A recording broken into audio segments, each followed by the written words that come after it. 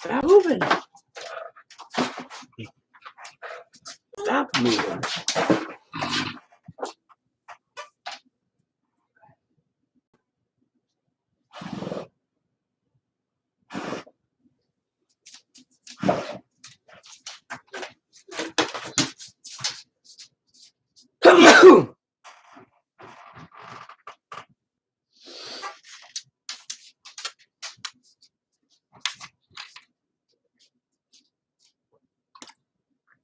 You know, I really got to write on my list of things to do to fix my lighting in here. In fact, you know what?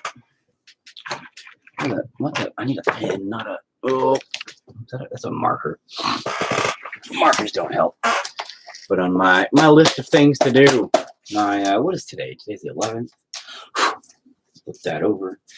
Tomorrow's the 12th. You know, I'll just put it on my general reminders, which I don't even know what the hell that where that would be. I'll just write lighting somewhere. You know. And hi everybody. Give me a second. Did you make a penis out of letters over there? You did, didn't you? That's like balls and a big corkscrew wiener. Oh, because of the penis shadow. Yeah. How am I doing this with my elbow, Jack? Dude, I just fractured my elbow. It's no big deal. Dude, okay. Maybe you guys don't understand this. Let me explain something to you. I'm a bad motherfucker, dude. That's it. I literally broke my arm once when I was younger. Had to unbend my bicycle and ride all the way across town, wait 20 minutes for my grandma to get off work so I could go to the hospital. I'm just sitting there the whole time, like, my hand, I snapped my wrist clean in half, and it was like swole up huge. And everybody that walked in, they're like, "Oh my God, are you all right?" Now I'm like, "I just broke my arm." They're like, "Jesus, you go to the hospital?" I'm like, "Yeah, I'm waiting. She's getting off work. When then I'll go to the hospital." Yeah. So no, it's fine. Fix. Oh, you are a shitty piece of fucking garbage. All right, hold on. Fuck you, fucking stupid pen piece of trash. Let me try this other marker. But no, dude, I just fractured my elbow. When I landed, what happened was funny as shit.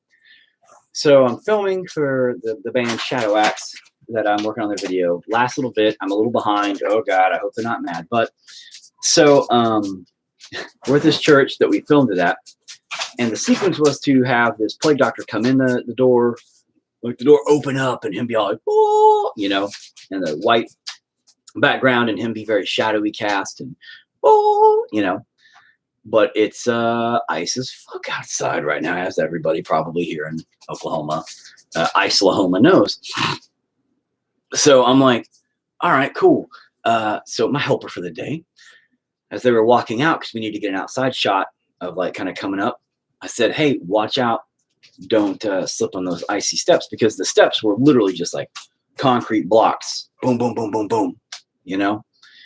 And hold on. Fix lighting. All right. And so I was like, oh man, I'm afraid they were gonna like slip down, like die. So I was like, hey man, be careful, don't slip, fall. I'm like, yeah, no problem. So then I'm walking out, closing the door, locking it behind me, you know, because we already got those shots. My camera's still rolling. I take one step, I say, whoop, and flip around. I do a little spirally spin, almost fall completely down the steps, slip back, come down, land straight on the elbow. You hear snap. And at first I thought I shattered my camera, and I was like, oh no, my camera, because the camera's more important than my elbow. And the way I landed at full weight and everything just snapped. It's no big deal. And it's all right. But I've been, like I said, I commented on a post or a comment earlier about I've been there, broke that enough times that I know when things are fractured. I've broke a lot of stuff.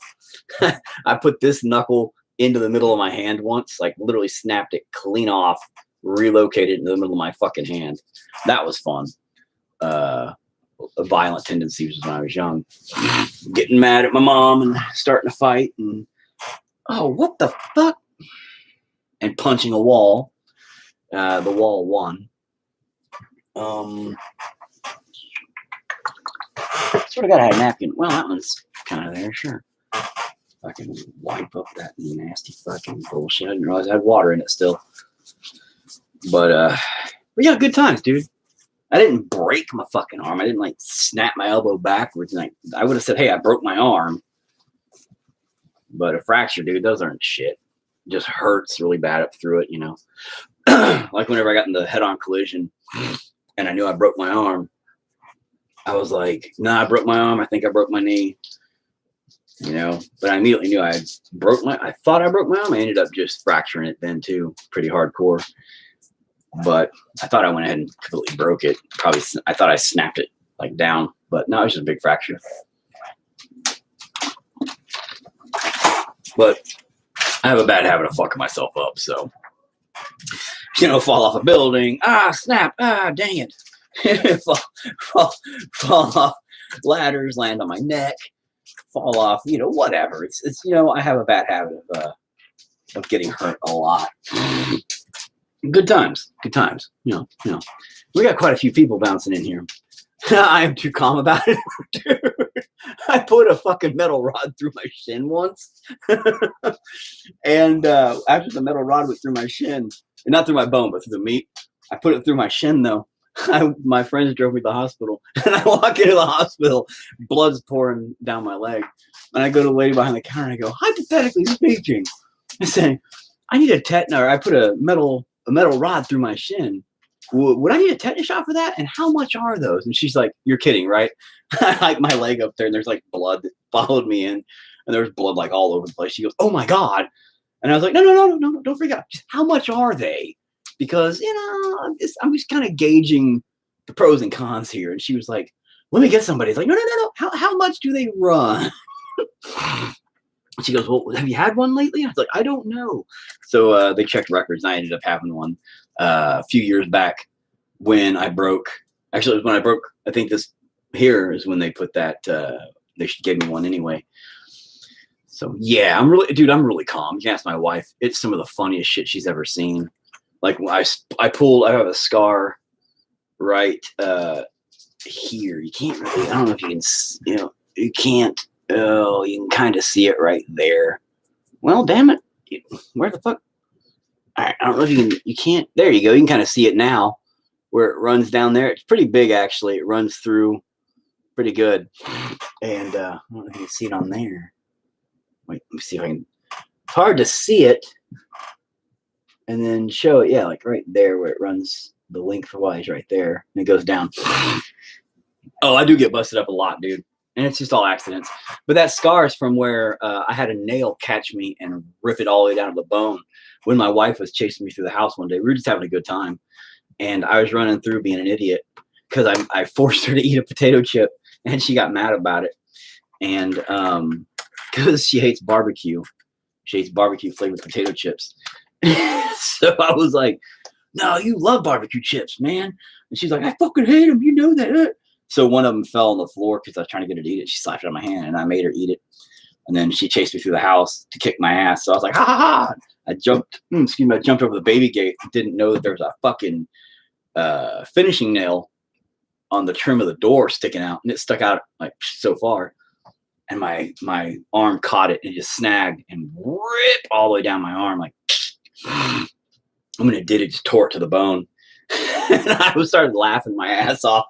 And she was like, oh my God, are you okay? And, you know, blood's everywhere. So I started making a talk. I was like, yeah, I'm fine. Are you okay? And she's like, oh my God. She's like, when you go to the hospital, you need stitches. I'm like, yeah, I probably do. But I don't really ain't gonna get those. So I just slapped some toilet paper on there and duct taped it, and I was good. And it healed up just fine. Yeah. And I am calm about my injuries, dude. I take them pretty well. My wife always is amused. But she knows when I'm really hurt is when I laugh. It's if I start laughing about it, oh yeah, I'm hurt. It doesn't mean, you know, I'm gonna die or anything, hopefully. But it means I'm hurt. So yeah. Anyway, Wes, you came for that King Kong debate. You know, we had that the other day, but you weren't even around, bro. We talked all about the the movies and stuff coming out. And just whatever. Didn't even show up. Oh, and if you hear something that sounds like a pig attacking like a wombat, that's my dog. She's trying to find a mouse that she's convinced herself is in the wall over here. So she might actually just end up destroying the wall to get to it. It's pretty normal. And fuck you on the Baby Godzilla. And yeah, you know what? Wes, thanks to you, I now have this guy here who doesn't shut the fuck up about Baby Godzilla, thinking it's the greatest thing on the planet. I hate you, and I hope you choke on a bag of dicks. Both of you. Ow. Now, it does hurt. Admittedly, it sucks because I keep trying to put my pressure on that elbow, because that's like the elbow I always lean on. I'm like, let me just talk to people. And then I remember, oh yeah, I fucked that elbow up. That is a terrible idea. So that's about the only time I get like, ooh, that was way too much pink. That's all right. I think I'll wait on that. One moment. Let's paint today. Oh, I just spit on myself. Yeah. Hey, chainsaw. Give me those paper napkins. No, there's nothing here. There's no MOUSC here. No, girl. I was just saying, give me the paper napkins. I'm sorry. Guys, all of you, get out. There's Spartacus. You can kind of see him back here. Hey, boy. Here, you're going to knock stuff over. Go, get out. Here, you want to jump up here? No. Oh, you're a good boy. Here, jump up. You want to go up here? He's like, no, I don't. I'm going to say, you can say hi to people. You can say hi to people. Hey, Spartacus, come here. You want to jump up there? No. He's just like, I'll just hobble over here. He doesn't look that big right there because he's way off over that way. Hey, jackass, you're going to knock all my shit down. Go away. All right, Noodles, fuck off. Anyway. So, yes, let's paint a little. So, I've been struggling with this for a minute on a mental level. And the other thing that sucked is when I landed, the jolt to my shoulder said, so that's kind of like, a little bit rough. Tomorrow morning, I'll feel it. Everything will be kind of sore, but man, fuck it. Dude, there's just the bang ups of being a person, man. You get jacked up and banged up and you just keep going as long as you're not dead. Or, if it would have been like, snap, my arm was like, if my arm looked like that, only like, here. Then, I'd be like, oh, fuck me, I broke my shit in a bad way. Then I'd be a little bit worried, a lot of it worried by far. But since it ain't that, I ain't really that worried. So you know what I'm doing here? I don't know what I'm doing here. I decided to just say, fuck it. Because, when I started doing this one, it had no rhyme or reason. It didn't have a purpose. It didn't have a spiritual existence or rhyme or reason, right? I wasn't worried about where it was going. And then I started worrying about where it was going.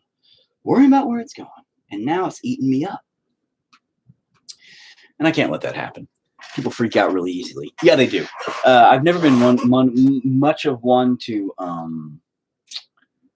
I panic, but not from extreme situations. I panic from stupid shit. But I focus with extreme situations. So car accidents or, injuries or anything like that tends to help me just, I don't know, become much better, much more together at the time.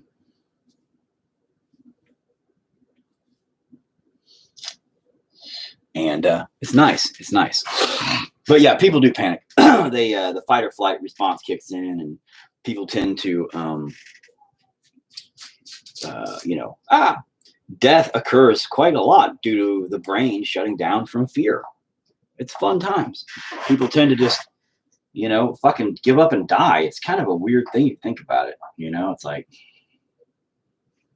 dude, you're fine. You're not going to die. Oh my God, I'm going to die. Like, nope, not really. You just stop that and relax, but you're not. You're going to just not relax. You're going to die with panic. So now I'm making There was once this dude in the bathroom who had been shitting for like 3 hours, and I had to deal with him, and everyone was like, how are you so okay with this? That'd be gross. I saved a dude's life once in the bathroom. We have a place called Hastings. Now I know, Richard, you have no idea what the fuck that is. We had a place called Hastings. They went bankrupt. They went bankrupt. They sold all the companies, and they got liquidated and sold for whatever. So I think they went bankrupt. But Hastings was kind of like a started out as like a music exchange place / movie exchange place, and then they grew into kind of a everything store, like, you know, comic books and action figures and kind of, you know, skateboard decks and, you know, records and helicopter, you know, remote control helicopters. That's where they fucked themselves, and they became too big for their own pants. And anyway, what happened was, one day I went into the bathroom because my wife was like, "Oh, I'm going out to the car." I'm like, "Okay, I'll be out in a minute."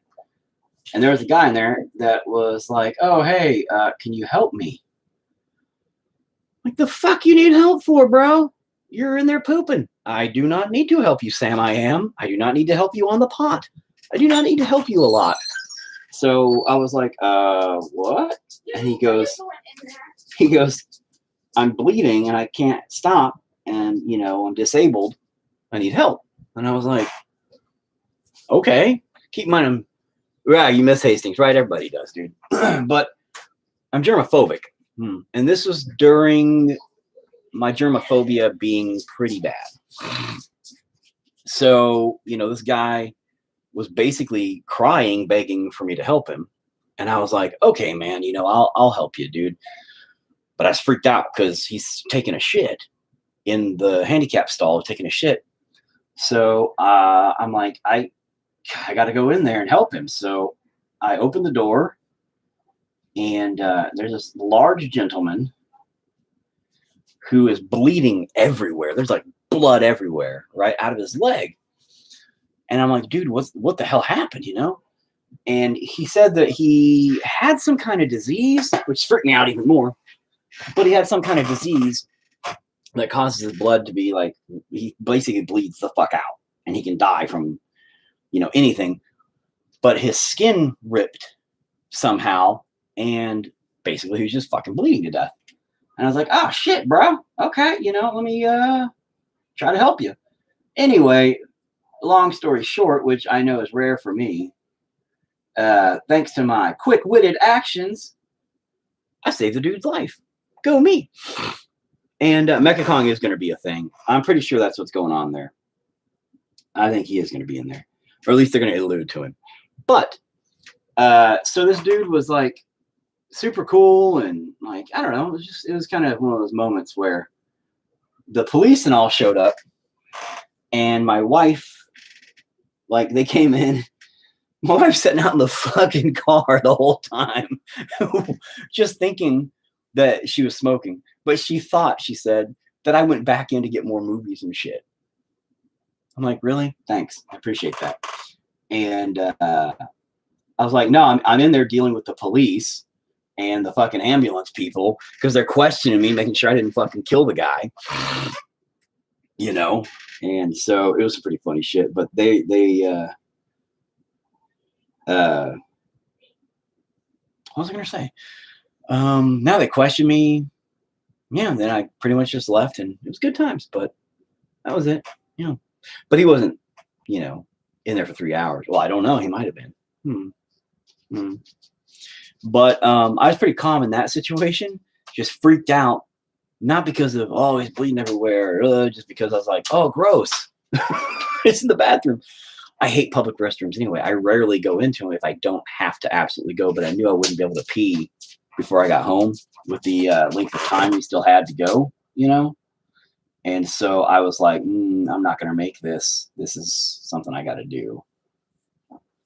And so I knew I had to pip his there.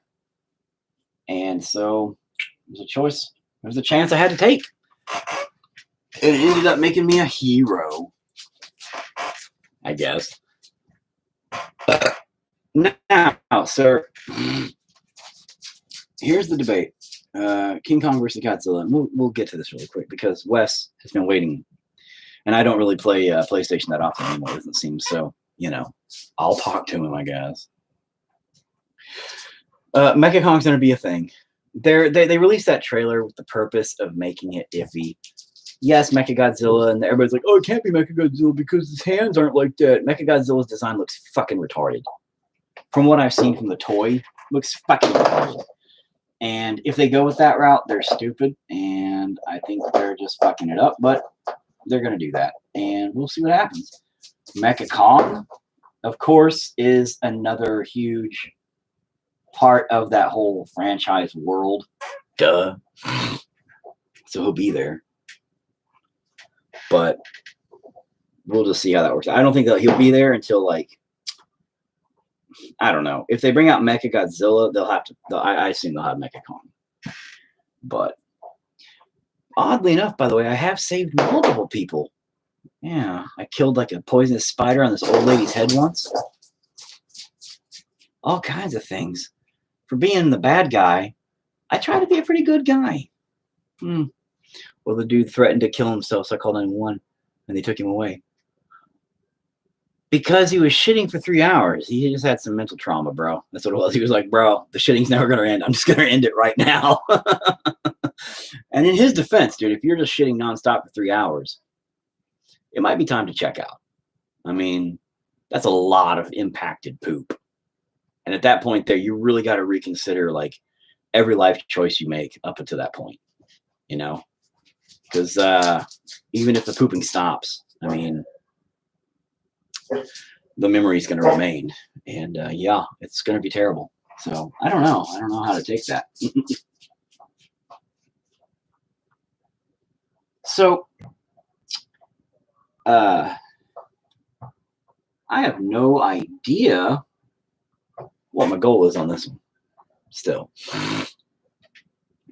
And so why the guy, why was he trying to kill himself just because he was pooping? A dude in the bathroom who had been shitting for like 3 hours, and I had to deal with him, and everyone's like, how are you so okay with this? It was the whole of his large intestine.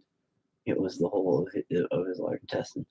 Yeah, that'd be a lot of poop, bro. I don't know about doo-dooing that much. Like, I don't know. I mean, I don't particularly partake in parting out poops. I'm not really big on the doo-doos. I just do what my doo-doos do, and then I call it good. So I can't speak for the doo-doos. Oh, I can't speak at all, apparently.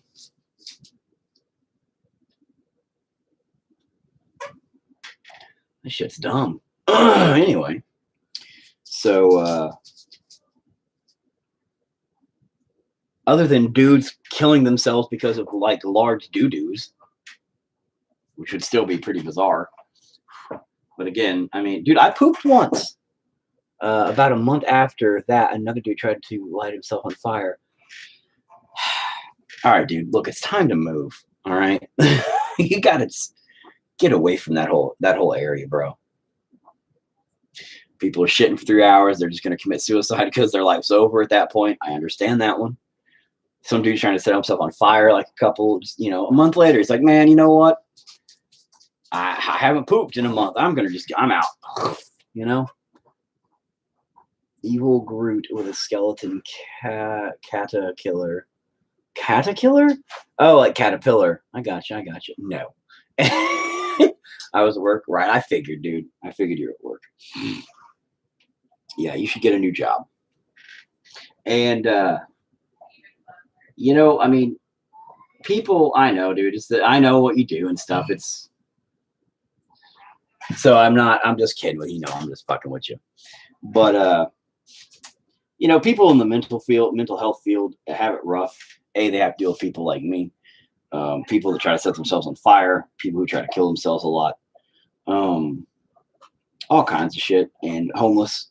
People deal with the homeless and all that kind of shit. I actually have friends. And no, he doesn't have an eye. See, this is incorrect. And no, Travis, you can, whatever thoughts you feel, man, is up to you. From when I started drawing or painting this, though, I had no intentions of anything happening. I just splattered some red on there and then splattered a big color, skin color tone kind of thing. I'm sorry, PC correct, a white person skin tone. I don't know what you'd say there. A flesh, because flesh is any color, peach. I don't know what the PC term is anymore, but it's whitish people tone, skin color, I guess, whatever. Anyway, before anybody PC attacks me. And put an eyeball at random, mouth at random. Initially, I thought about putting another eyeball out here, but I didn't want it to be like a face. I didn't want it to be a face. I mean, I know it's a face, but I meant I didn't want it to be intentionally like, hey, you know, this is a face. What the fuck? You know, I know it's a face, but I didn't want it to be a face because instead I was like, it's a face. You get what I'm saying? No, what the fuck am I saying? I really gotta stop drinking soda. I'm back on the sauce. I hate it. My wife made fun of me. She's like, oh, you're back on the soda. And I'm like, fuck, I am. I hate it. I gotta get off the fucking soda shit. It's terrible. It's terrible for me. And it's gonna kill me. It's gonna give me the beatus if I ain't careful. The beatus. And nobody needs the beatus. So nobody need us to beat us. You know what? Let me go ahead and do that arm really quick before I move on. You know, they have like a little knobby, you know, and then it kind of goes up and in and kind of a little circular knobby, and this is where everything kind of gets weird. We'll get back to that here in a minute. But we're not worried about that right now. We're going to put some tendons in that. We're going to put some tissues around that. We're going to just build this motherfucker up. Fuck it. Doo-doo. What the fuck? But first, we have something else to doo-doo. Oh, what the gross. Oh, you're fine. Come on, paint. Don't be stupid. Don't fuck with me, paint. Don't fuck with me like that, paint. I'll fuck with your back. That did not come out like I thought it might. That is a weird, like I shit my pants with vomit kind of pink. All right, let's keep going. So when mixing colors, keep in mind, I am colorblind, as I've referenced many a times. I was going for like a baby pink. That is, you can't see it. The fucking light's garbage, but it's not really a baby pink.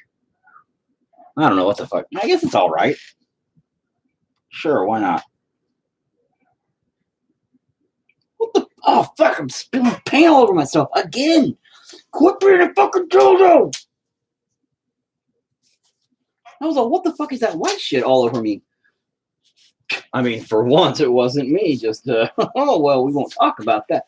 Man, fuck. Okay, so here's the deal, right? You know, use your imagination, dude. Do whatever you want, man. I'm just fucking with you. I was just saying, initially, I had no plans on where it was going. God damn it. Look at my shirt. See? I got a big old white smudge on my shirt and on my shorts. I swear to God, all my clothes are like smeared with paint, what looks like jizz sometimes. But I also have like from when I make my intestines and all that kind of crap there. So there's like silicone and like weird rubber stuff. And my wife's constantly like, oh my God, husband, why do you look homeless? Why do you always look like crap? You know, for being a wife, she's very like, you know, I hate you. Nah, she doesn't really say that, but you know what I mean. She's always like, man, you look homeless. And I'm like, well, so what? I'm comfortable. And I don't have any other clothes. So, I mean, I'm kind of stuck with this. But it's all covered in paint and creative stuff because that's just what I do. Fuck you, napkin. You can eat a bag of dicks, a bag of napkin dicks. All right, let's just see how this works. So I need to again come to that world where my imagination just says fuck me, and it does whatever the fuck it wants. And caterpillar skeletons from Alice in Wonderland? What the fuck are you talking about? Now keep in mind, I don't read, so if it wasn't in like a movie, I have no clue what you're saying. I'm assuming there were some caterpillar skeletons in Alice in Wonderland, maybe even in the movie. I just didn't pay attention. I don't know.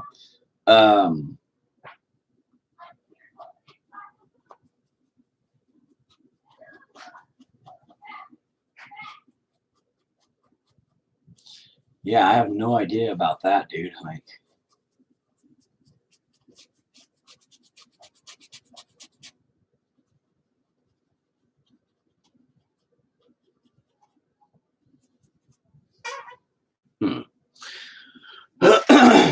so it's kind of a weird one. I think the book Alice in Wonderland wasn't like way different or something. The movie even was like, what the fuck was it? I remember there was like the Cheshire cat,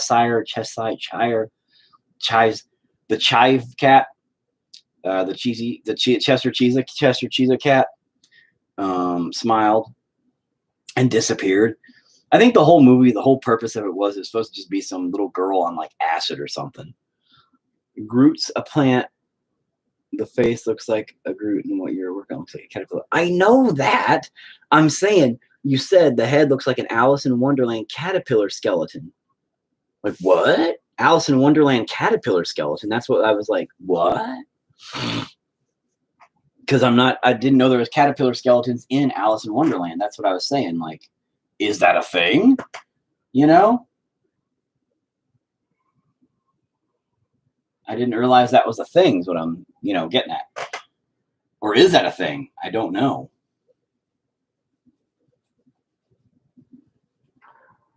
That's my confusifications here, sir. My confusifications is there a caterpillar, or what the fuck am I talking about in Alice in Wonderland, Because obviously there's some kind of caterpillar here going on now, right? We got a thing happening I don't even understand. Which is good. I don't need to understand. I shouldn't understand it. It should be just, fuck you, man. I'm doing whatever the fuck I want.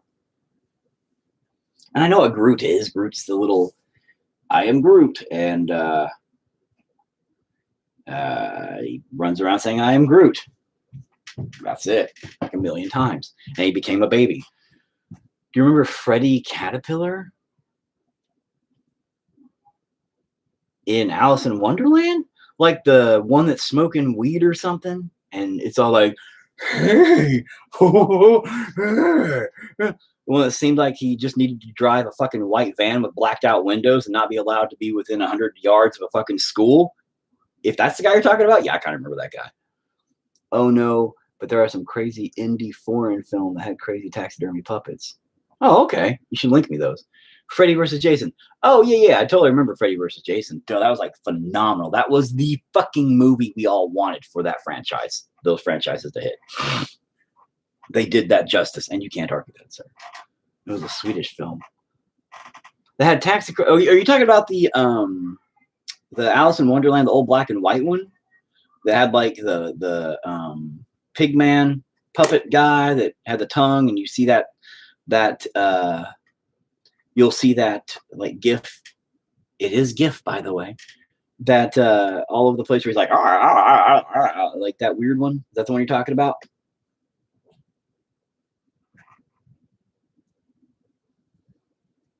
That version of Alice in Wonderland or whatever. See, I got that one. I got the real ones, not these weird pop culture ones. I take it you did not see my review of Freddy vs. Jason. No, I didn't. I didn't know you had one, bro. I'm sorry. I should go back into your catalog. And the way you said that, it makes me sound like you might have a wrong opinion of it. People are entitled to be wrong. That's okay. But now that was a phenomenally good movie. They did do a good job with that. And I know a lot of people are like, Freddy versus Jason, they need to do another one. And I'm like, yeah, well, they don't. But, I mean, if they did, they're saying the Freddy versus Jason versus Ash thing. And I get where they want that, but they don't really want that. Because they'd fuck it up now. And they would. Yeah, I think so. It had a taxidermy rabbit that rips himself off the mountain and runs off. Rips himself off the mountain and runs off. Yeah, you're thinking of the old school. I think you're thinking of the old school black and white. It's like crazy shit, dude. It's like a black and white fucking nightmare. It was amazing. And that's the version that is cool. Otherwise, like these the Disney version and shit like that, I'm like, I don't care. I've never cared about Disney films or cartoons or any of that shit. That is stupid. Jesus fuck. I didn't want some little fat, chubby, hey everybody, like little elf thing. Great flip, correct. I still need to see the Freddy TV show. Yeah, I remember it. I don't remember it though. I remember the Friday the 13th series had nothing to do with Jason. It was just cursed objects and shit. So it was kind of like You're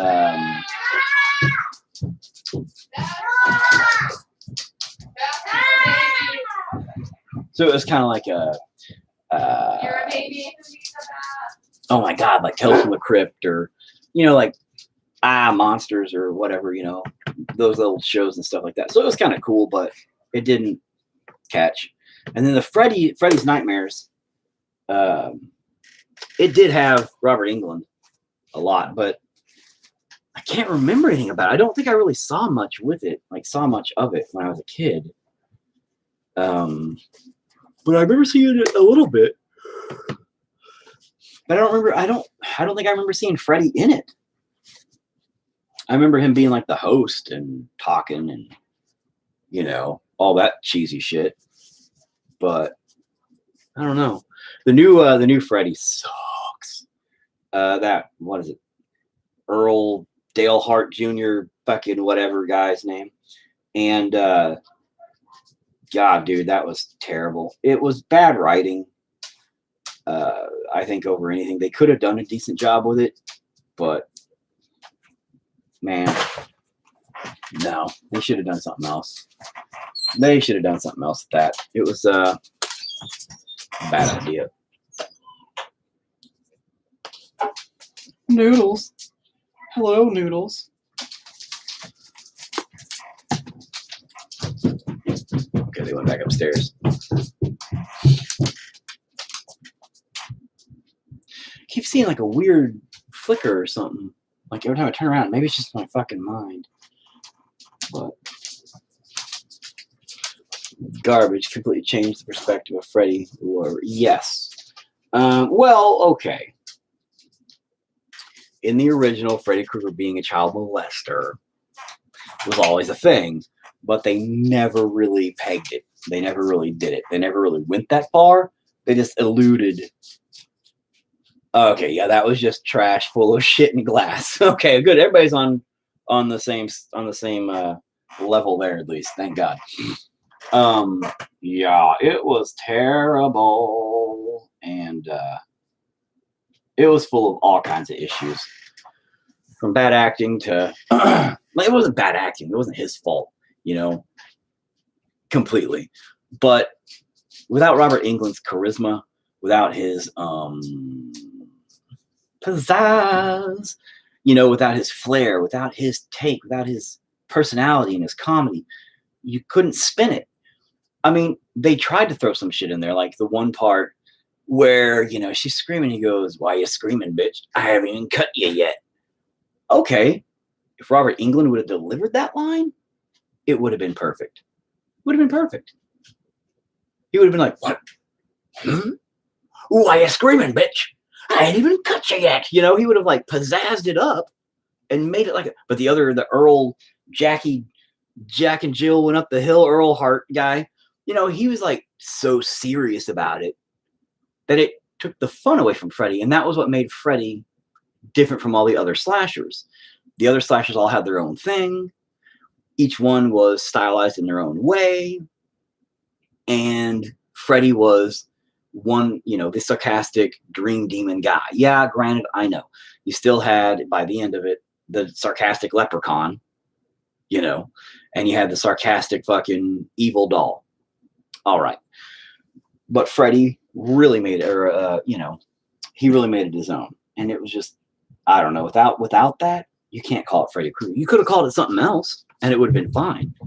You could have called it, you know, Burnt Crispy Fish Man because he looked like a goddamn fish and it would have been fine. My Freddy looks like a delicious pizza, not a burn victim. Right.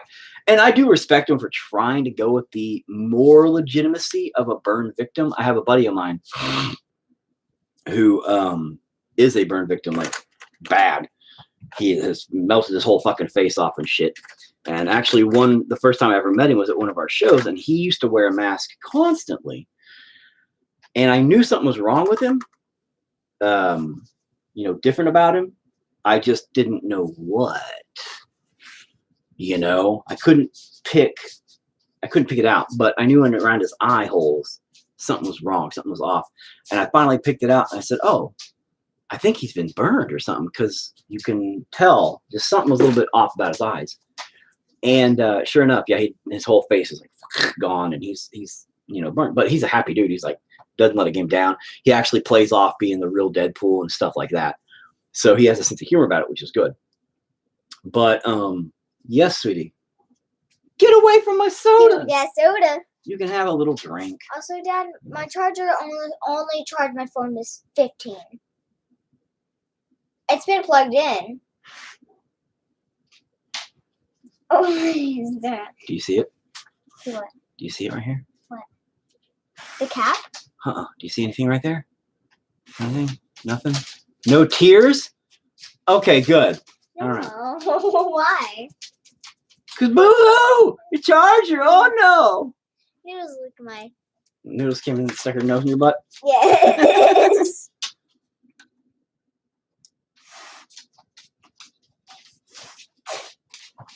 That was doing all of it. Now my butt's wet. Well, gross. Well, she just drink water. You need to go hop in the tub anyway. Yeah. Chainsaw, get Nobody farted. this is Chainsaw. Come here, girl. She looks way smaller back there, too. Anyway. Now, one moment here.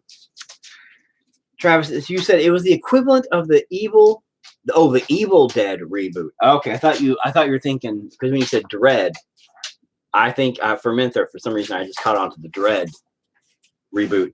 And I was all, no. Carl Urban did a fucking phenomenal job being Judge Dredd. All right. The new Judge Dredd was exactly what anybody who ever watched or read the comics or anybody who gave a fuck about Judge Dredd needed and wanted. Judge Dredd, the new Dredd, was amazing. Carl Urban did a fucking great job. Never took his fucking helmet off. Played true. Great fucking take on it. As opposed to what? What do you want now? Did you just do your arm motion? My what? Huh? My on emotion? Huh? What, you turned into Namek now? Turd, get out of here. Did you say curd? It's a turd. Get out of here. Take your turd butt out of here. No. Go put your stinky butt in the bath. Yeah, stinky bath in the bath. Go put your stinky butt in the bath. One word. What? Yeah, no, one word. Do it. Do it. Go away. Words. Go away. I'm not kidding. I'm not facts. kidding. Go away. I know I'm doing facts.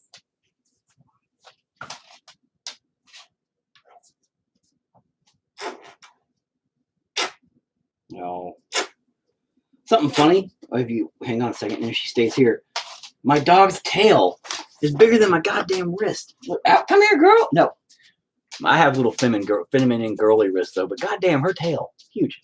But the Evil Dead reboot, I didn't have any qualms about it. You know, a lot of people were mad. And they're like, oh, you know, Ash wasn't in it. Yada da da da da. It was a good take that for making it scary and not putting humor in it. They did a good job. That was, I think, the problem with the Freddy thing was it still seemed like some of the stuff was written to be funny, you know, but the delivery was just straight faced. And I think that's what fucked it up. And even if he would have tried to be funny, I don't think the delivery would have been proper. It would have been too abstractly weird. And I don't know, man. Robert Englund was Freddy. That was it. You know, and I know that sucks. It's just like saying, you know, Ash or, you know, Bruce Campbell was Ash. He was. You know, the thing about characters like Jason or Michael Myers, things like that, are they're masked. There's no facial expression. There's no connection. So they can get away with, you know, being anybody underneath the mask. There's no way to connect to them emotionally or anything like that. You know what I mean? How do the children forget that film? How did the children forget what film? Oh, forget in that film. Forget in what film? The Freddy versus Jason or the new Freddy movie? The new Freddy, they still played off the same like story stuff, dude. Like the same kind of like, oh, here's the drugs that, oh, everybody forgets. And they still had all that kind of stuff integrated in it, man. Well, yeah, but if you recall, Bruce did kind of have a cameo because at the very end of the film, he pulls up in a truck. But you may not, I don't know, a lot of people didn't catch that. But he didn't have an actual cameo, but it was highly suggested, you know, that Ash shows up. And that was pretty cool. And then they were talking at one point about having a universe crossover with them. Post-credit, yeah. They were talking about a universal crossover at one point with it where, you know, those two would be together. So it would kind of work out. The new Evil Dead was brutal. It was kind of like the new Texas Chainsaw Massacre 2003 when they rebooted it. It was brutal as fuck. And if you can appreciate it for them turning it into just a straight up horror movie, the new Evil Dead was great. It's very well crafted. The cinematography is great. The acting was great. The effects were great. Like everything in it, on a technical term, was par or above. Easy.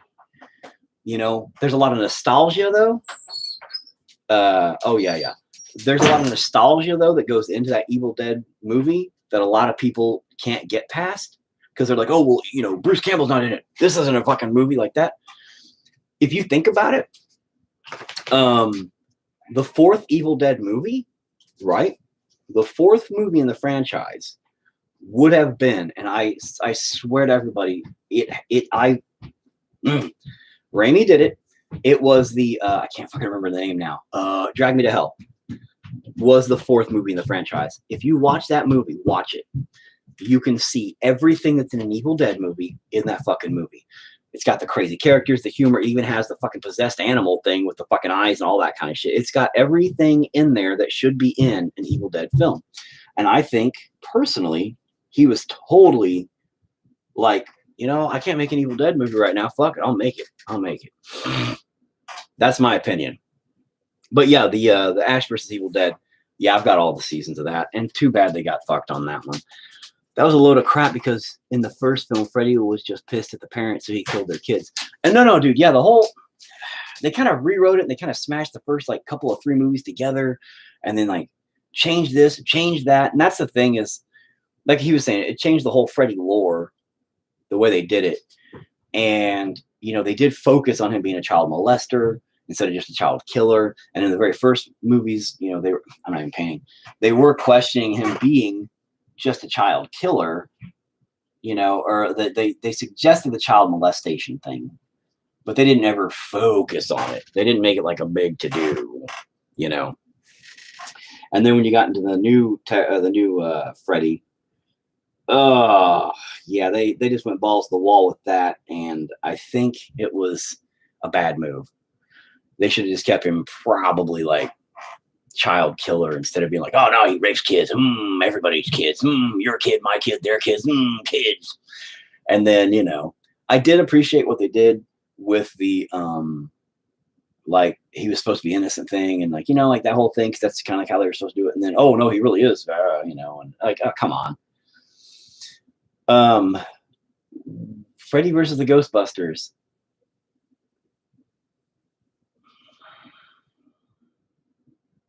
Fan-made film. I've seen it. I don't remember it. At least I'm sure I think it's fan-made film, if that's what I'm thinking of. It's actually, I was looking up something on the Ghostbusters when I was doing a review thing for it, and it ended up coming up, and I watched something. It was a Freddy vs. Ghostbusters? Yeah, I think it was. And I'm pretty positive it was a fan-made film, if I'm not mistaken. You can correct me on that one. I'm sure you will. And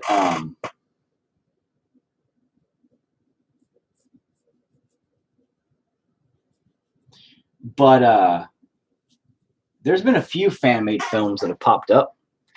Yeah, fan-made. Okay, I thought it was because I'm pretty sure I know what one you're talking about. There's been a few fan-made films that have popped up though, that people are just raving about. There's a Jason one that came out, like something about the winter, one reason the winter time or whatever, and everybody's like, oh my god, this is what we need, because they're like, oh well, we can't get a fucking movie because the fucking bullshit law fucking crap happening, because they were in a big lawsuit, and which fucked the game and all kinds of things. But yeah, I think I'll just do that.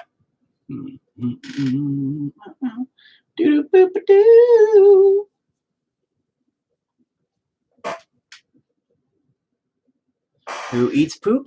I eat poop. It destroyed since martyrdom or anti-heroism for Freddy. It destroyed. And see, here's what I think would be a really cool movie to make. And I've preached this for a long time about the Freddy franchise in general. I think they should make a pre Freddy Krueger movie. Like they should make, and I think they should do this with a lot of these movies. I think it would advance the lore, and I think it would get a lot of us horror fans outside of the box of horror into a lot of other movies, and it would allow us to share our love for these horror movies with people like, our girlfriends and shit like that. Because hypothetically speaking, let's say there was like a fucking romantic, not really romantic, but let's say there was like a drama, about some mentally handicapped child, some mentally challenged child that was being picked on, and the love of his mother, and that'd be an interesting movie for a lot of less horror-driven people out there, right? But if done right, could easily lead, and not say lead into horror at all during that film, but end on a really sad, somber note where the kid gets killed, in drowning and stuff like that, and the mom loses her mind, and it'd be like a terrible fucking, oh my god, it's so sad, crying. But it would be like a phenomenal, like, cobblestone, in the fucking foundation of the franchise to make some epic shit. Like, it would be like, wow. So it'd be like a prequel, but instead of being like Leatherface, oh my god, that movie that just came out. How's the elbow? Oh, it's fine. It's just busted up bad. Me. Nothing stops me. I'm a fucking force of nature. Snap my neck backwards, my head comes off, and I'm like, nah, I'm fine. Put it back on, a couple of staples, I'm good. But I blow everything off, man. Now I'm gonna be crying to myself later on, when I'm not on the cameras. I'll be like, it hurts so bad. But while I'm on camera, I'm the baddest motherfucker on the planet. You know that. But I think that'd be a really cool thing to see. Prequels done in that sense, like the new Leatherface, and they tried to show him becoming Leatherface. I applaud the attempt, but holy fuck, yeah, God, Jesus, it was a disaster. I own every fucking Leatherface movie because I love Leatherface. I loved the original film because he was a giant. He was a dog. He was a guard dog. That's what Leatherface was. And I've had this conversation with a lot of people, and I don't know if this has ever been a theory or not or anything like that, but he was a guard dog. He was the family pet, wholeheartedly. His brothers they treated him, basically like a dog. Where, he'd cook and clean, and he would do all that stuff. He was like the slave. He was that there. But the thing was, if you think about it, he was a guard dog. He didn't just go off and attack people at random. It was 03. The first one was in 03. Yeah, that's the reboot I was talking about. It was brutal as fuck and great because of its brutality. The thing it lacks is there's a raw sensibility in the very first, in the old 70s one, the first Texas Chainsaw Massacre. There's a rawness to it that you really get from the way they filmed it, and in some of the scenes and sequences that happened, and the way they edited it, and the way it worked, that the new ones lack. But it was so raw that it puts you on edge. It puts your nerves on edge. Like the running sequence was too long, but they did that on purpose to keep you on edge, to keep you annoyed. The table sequence was annoying because it was her screaming and just a big eyeball and all that crap there. But the point of it was the way it was filmed, things like that, was to put you on edge and keep you on edge and annoyed by just the sounds and things like that. What? Nothing. But the new one didn't have that stuff. It had brutality like a motherfucker, though. Damn. And the new Leatherface, where they were like, oh, showing him as a kid, and they had the big fat guy. I forgot his name in the film, but it wasn't even a red herring that you knew he wasn't going to be Leatherface. Like, it's a shame what they did with the writing. It was, they should have had that kid be the new Leatherface or become Leatherface, because Leatherface is a husky dude. Now, there was just so much wrong with the new film, and it made me mad. The reboots in 2003, and then again in it was 2003, and it might have been 2006 or 2007, were great. They were great. They should have left it at that, ran with that kind of brutality, that kind of attitude. Even though the new reboot again, the new Texas Chainsaw, which happened, the one in between, you know, the beginning and then this newest one, was kind of a cool concept, you know, and it was supposed to take place right after the first movie. But the latest one, as far as the Freddy versus Ghostbusters, man, like I was saying, there's a lot of there's a lot of fan films out there that are surpassing these fucking, oh my god, that's terrible. The more I look at it, okay, we're done with that. That's trash. What the fuck is that? What was I doing with that? Wow, that's well, you know what, we're just gonna fix that right now by unfixing that right now. Anyway, and those fan films are great. It shows ingenuity and the ability that we don't need $1 million budgets. You just need a decent effects crew, which could be even your friends or whatever, whoever can do it. You know, some decent acting, and just fucking have fun. Go for it. Boom. You could have all kinds of great shit from that. That's the problem with these $1 million reboots and all that garbage, where they're like, oh, new Freddy, oh, new fucking Texas Chainsaw Massacre, oh, new Jason, oh, new everything. You know, they're missing the point. The point isn't like, you know, the reboot again in 2003 for Texas Chainsaw Massacre was great. It didn't have that rawness at the beginning. The first one had, but that rawness the first one had was, I think, sheer. I'll get to that in a second. It was sheer accidental talent. It was one of the first horror films of its kind ever. It was shown in a theater, and more people walked the fuck out in the first 5 minutes of that movie than ever, because it showed a goddamn corpse rotting. First fucking opening sequence. Our generations, our fucking people, we're used to seeing that shit. Back then in the 70s, no, not at all. These people's minds were babies, were virgin babies.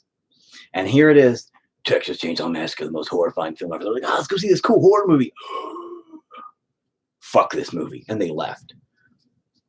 It had such a visceral, raw energy in it, the way it was done, that no other films really touched that feeling. And that's why everybody loves the original Texas Chainsaw Massacre so much, and they hate the new ones. They hate the remakes. Shut the fuck up. The remake in 2003 was great. You can't recapture that nostalgia for the first one. Let it go. Appreciate it for what it is, but appreciate the other ones for what they are if you can. The new Freddy, you can't. Fuck it, it's garbage. You always said Beetlejuice should team up with the Ghostbusters to beat Freddy. Here's the problem with that. Beetlejuice is also a ghost, bro. The Ghostbusters, by technicality, would have to bust his ass too. You know? Fuck you, you're fucking garbage. I hate your face and I hope you die.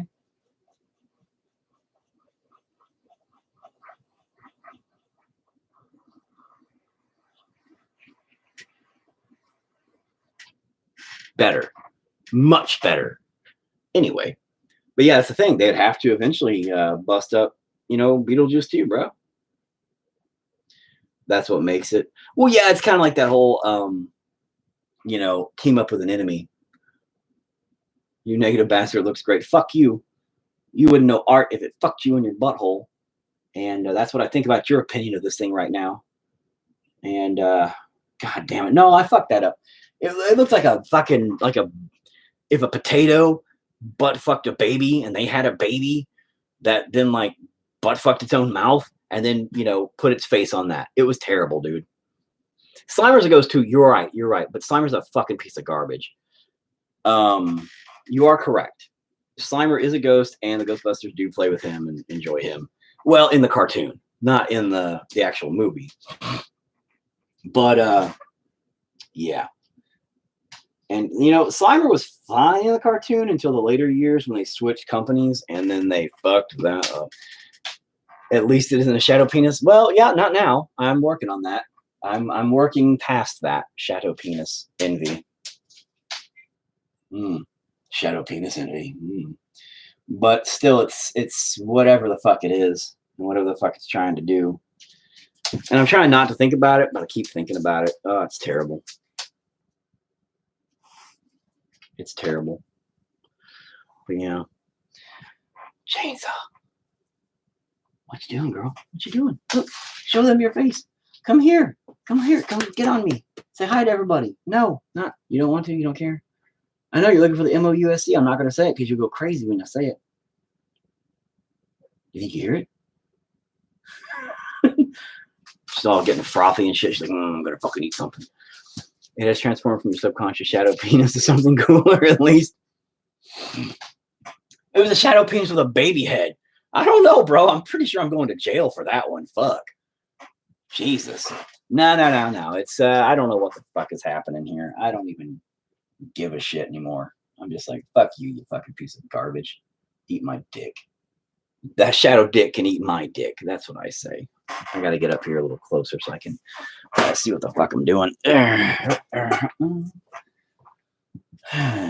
okay, yeah, no, none of it makes any goddamn lick of sense, but that's all right. But, Slimer being a ghost in the cartoon, and then they eventually turned into Slimer and the Ghostbusters, and dude, they just fucked that show up. But that was because there's a huge history behind it if you look into it, by the way. Huge. And the new Ghostbuster movie, the new reboot there. What do you guys think about that? Just putting on the chopping block since we're talking films tonight, which is fine by me. We're talking about reboots and shit. It's a mental mini skeleton Jack in the Box. Oh, that's cool. I can deal with that. It's kind of a good plan, except for it's not really a skeleton. I'll make it something. It'll happen to be something. I just don't fucking know what yet.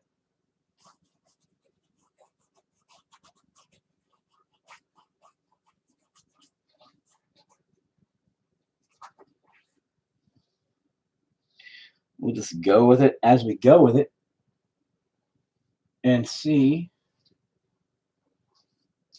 what happens with it, right? Fuck it. That's exactly what we do. That's what we're here for, man. Just saying, fuck it. Seeing what happens as we do it. See where it turns out. Get turned up, right? New one, as in the gender Res Kim or the Ecto 1 Kid reboot, which are you referring to? Oh, the all-female one. The new Ghostbusters was just bad. Lots of trademark and licensing issues followed by the 66 TV show Ghostbusters. Well, yeah, if you go into the old, not black and white, but the old one with the monkey, and there's a whole history behind that. That's why they had to name it the real Ghostbusters and things like that. Then, yeah. But I'm not referring to that. Res Kim reskin fucking autocorrect. Oh, gotcha.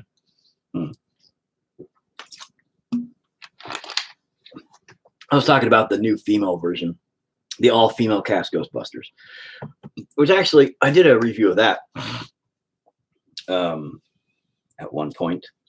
Did I release that? I think I released it. I don't know. Pretty positive I did. But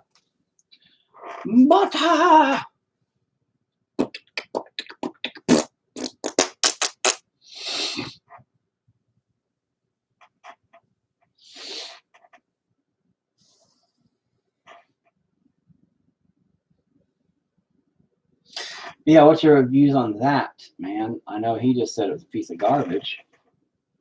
That's just one man's view. It was just being PC and playing to the gender inequality. Yeah, I do believe that was its entire purpose.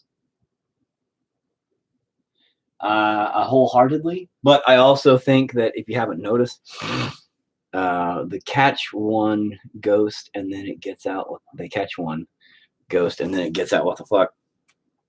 How about though, like as a cash grab? Yeah, dude, your autocorrect's stupid.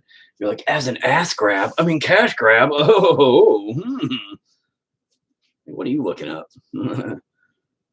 Like next autocorrects and be like 9-inch dicks. I'll be like, dude, what are you looking up? Like, no, I meant to say pancake batter. Like, dude, that's a whole big stretch. But no.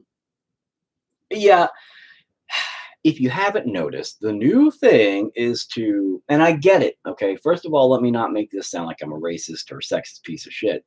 Let me preface this by saying I do get that TV and stuff like that, entertainment. It would have been cooler if Ash did show up in it. Right. That's a weird one. I respected it from my daughter's sake, but it was still a lot of franchise stretches. Here's the deal. On my opinion, is nowadays you can't have white guys in anything. You can't do it. Otherwise, you're racist, sexist, bigoted, anti-Semitic piece of garbage that deserves to fucking die. Because white man is the worst thing ever. White straight man, sorry. You could be gay if you're, and then it'd be fine. Because for the longest time, everybody has been, like the cast of Friends, all white regular people and regular people. You see what I'm saying? I wasn't meaning that like, oh, other people aren't regular. I mean in the sense of in that standard stereotypical TV show sensibility. You know what I mean? So they're counterbalancing that. But here's the problem. The weight of the scale isn't being equalified. It's being revengified. Now it's, well, if you're a white straight male, you can't be in anything. Fuck off. Fuck off. We're going to take the new movies and they're going to be gender swapped everything, the new cartoons, the new comics. The Incredible Hulk had a female, which is fine, and that's great. Everybody loves the green chick, the She-Hulk, she's hot. But they had to change his gender, his race. So now he's Chinese or Asian, right? I don't know if he's Chinese or Japanese, but now he's an Asian dude. Okay. Now Thor is a girl, which is fine, whatever. Captain America is black now. But the thing is they're making everybody something different. 3 white people on a couch. It's Fox and Friends, right? And no, we are the enemy of the white people. And that's the bad part is it's not equality. It's not a balance. It is an attempt at retroactively taking power back and forcing the perspective and the narrative to be the opposite, the polar opposite.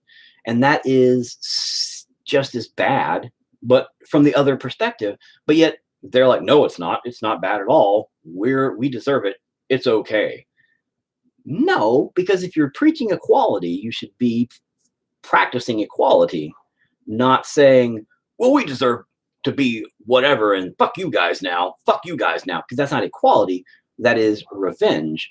That is, fucking being a douchebag, which is what, granted, a bunch of those old dudes and execs, old white executives did. They were being douchebags. Suck. I'm letting this dry, by the way. So my talking isn't just for talking. As far as You were already given everything you wanted, being born a white semi-straight male. I appreciate how you said semi-straight male. Thanks, I appreciate that. But here's how it goes. As far as the gender swap Ghostbusters movie goes, I enjoyed it. I liked it.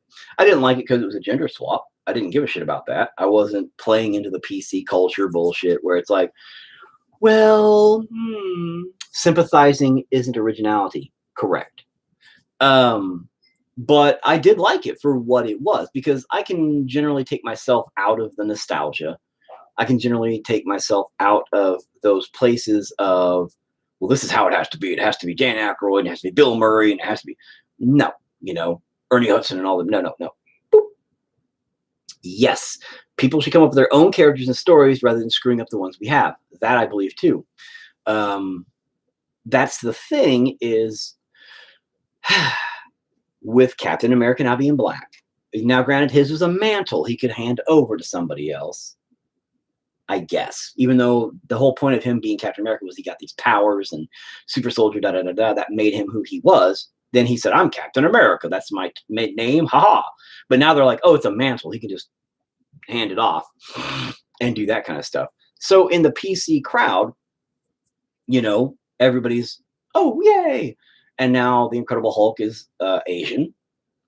I don't know what happened there. I just remember reading something about it where they changed his race to an Asian dude. Something Cho, like Brian Cho or something like that, I think. I don't remember. But I'm not a big DC. I'm not a big Marvel comic book guy or nothing like that. So, and then Thor is a girl now, which they're going to do that in the new movie, where he's going to hand over his mantle. Now, the Thor mantle is a mantle, apparently, where his powers then can be transferred and things like that. So, I mean, to that degree, I can understand it. But come up with your own characters. I think it's more of a slap in the face to black people everywhere, on a personal note, to kind of be like, oh, hey, by the way, guys, all right, you guys can be Captain America for a while, I guess, whatever, here you go. Like, bro, I think as a people, they would want their own champion, and they have the Black Panther now, and they had rallied around behind that whole thing. Unfortunately, that dude died, so now the second Black Panther is kind of like, but they're like, we're going to go on anyway. We'll have his mantle, because they also brought that up. Things like the genetic thing, like the Incredible Hulk became the Incredible Hulk because the gamma radiation, and then he became the Incredible Hulk. I don't think can be just handed over to somebody else. It's not like, well, bro, hang on a minute. Let me just, here. All right, now you're the Incredible Hulk and I'm not. That doesn't make a whole fucking lot of sense. Other similar situations may happen, but it would affect their cells differently. There's a whole lot of science behind that. I know it's comic books, doesn't really matter. The gender swapping thing, again, in an alternate universe, because they do that a lot with comics, it's easier to blame something else. Wait, hold on. In reality, what it is that people would rather blame white males as a scapegoat rather than self-reflect on their own possibilities and work to improve themselves and elevate themselves. That's true. Black Canary was so trash in Birds of Prey. I didn't even watch the Birds of Prey movie. I don't know anything about it. I'm not a fan of Harley Quinn. Wait, except for the cartoon. Fucking amazing cartoon, by the way. You want to see a Shadowhawk movie? That'd be bad as fuck, bro. Good job knowing Shadowhawk. Oh my god, I'm not even painting now. Okay, it's dry. So I do dig me some Shadowhawk back in the day. It's been a minute. I actually learned of Shadowhawk because of a small run comic of about 6. It was a standalone 6-issue miniseries called Trencher, and he was like a indestructible bounty hunter, and it was pretty badass. And he came across Shadowhawk in a standalone comic also. But anyway, the whole point is, if you gender swap things really quick on like the Ghostbusters movie, I was fine with that. However, here's what I thought they should have done, and I preached this from way back in the day when I discovered they were gender swapping. It needed to be a handing of the baton. It needed to be, these are their daughters or their granddaughters, and they're basically, we're too old to keep doing this business. We're handing you guys the keys to the castle. Please take care of it. In the new Ghostbusters, the Extreme Ghostbusters cartoon, by the way, really good series. I think that is what they should have done. I think they should have made the new Ghostbuster movie, the reboot, Extreme Ghostbusters, because it had a dude in a wheelchair, right? Had a black dude in it, had a chick in it. It had variety of cultural PC accepting people now. You know what I mean? For old school to give it to their daughters. Right, yeah. And I think it would have been cool to have handed it down to a new group of people, you know, versus it just suddenly being like the old story kind of retold with new people and people being like, what? Why? Why'd you do that? They could have solved everybody's problems. They could have easily made the PC crowd happy and made the old school fans happy. Everybody would have been great. But they were like, nah, nah, nah, nah, nah, nah, nah, nah, nah. Let's just fucking PC this all the way, bro. Let's PC it all the way, bro. Yeah, because my girlfriend won't give me sex if I don't. So let's write it like this. All girls, man. You know, yeah. And the problem with that was like they were all comedy relief. There was no balance to the character development. And that kind of sucked. They were all like Saturday Night Live cast members and shit. So all of them were like a big joke. And that was the other dilemma. I mean, it didn't really have that delicate balance. And then, you know, during all these jokes and shit, suddenly this dude fucking kills himself. It's like, holy fuck. Pick a lane, guys, you know, drive on your side of the street because you're changing gears, you're flipping around, you're doing all kinds of crazy shit that, like, what? This dude just killed himself to become God, basically, to become a demonic god, and now he does all this crazy shit. Like, dude, calm down. Pick your fucking battles, you know? Supposedly, Afterlife is going to completely disregard Answer the Call and be based around Egon's grandkids. See, that's better. In the Extreme Ghostbusters cartoon, Egon was teaching a college class, and the kids in his college class ended up becoming the Ghostbusters, and he basically taught them, and well, he was like their mentor, and it worked out really well. The cartoon was really badass. It actually played off of pop culture a lot. I was an old Magic the Gathering player, and they even had Lord of the Pit, one of the demons from Magic the Gathering, in the cartoon. And that was cool as fuck. They had actually a lot of nods to the old cartoon in the new cartoon, all kinds of stuff. They did a good job with it. But how would they have written Chris Jemsworth in, though? My first rule is nothing is off limits if done well. But that was not done well. Exactly. That should be it. Nothing's off limits as long as it's done well.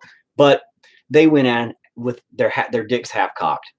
You know, they went in dicks half cocked, thinking, "Well, we just got some funny chicks. Everybody will love it because girls are funny at comedy." No, they're not.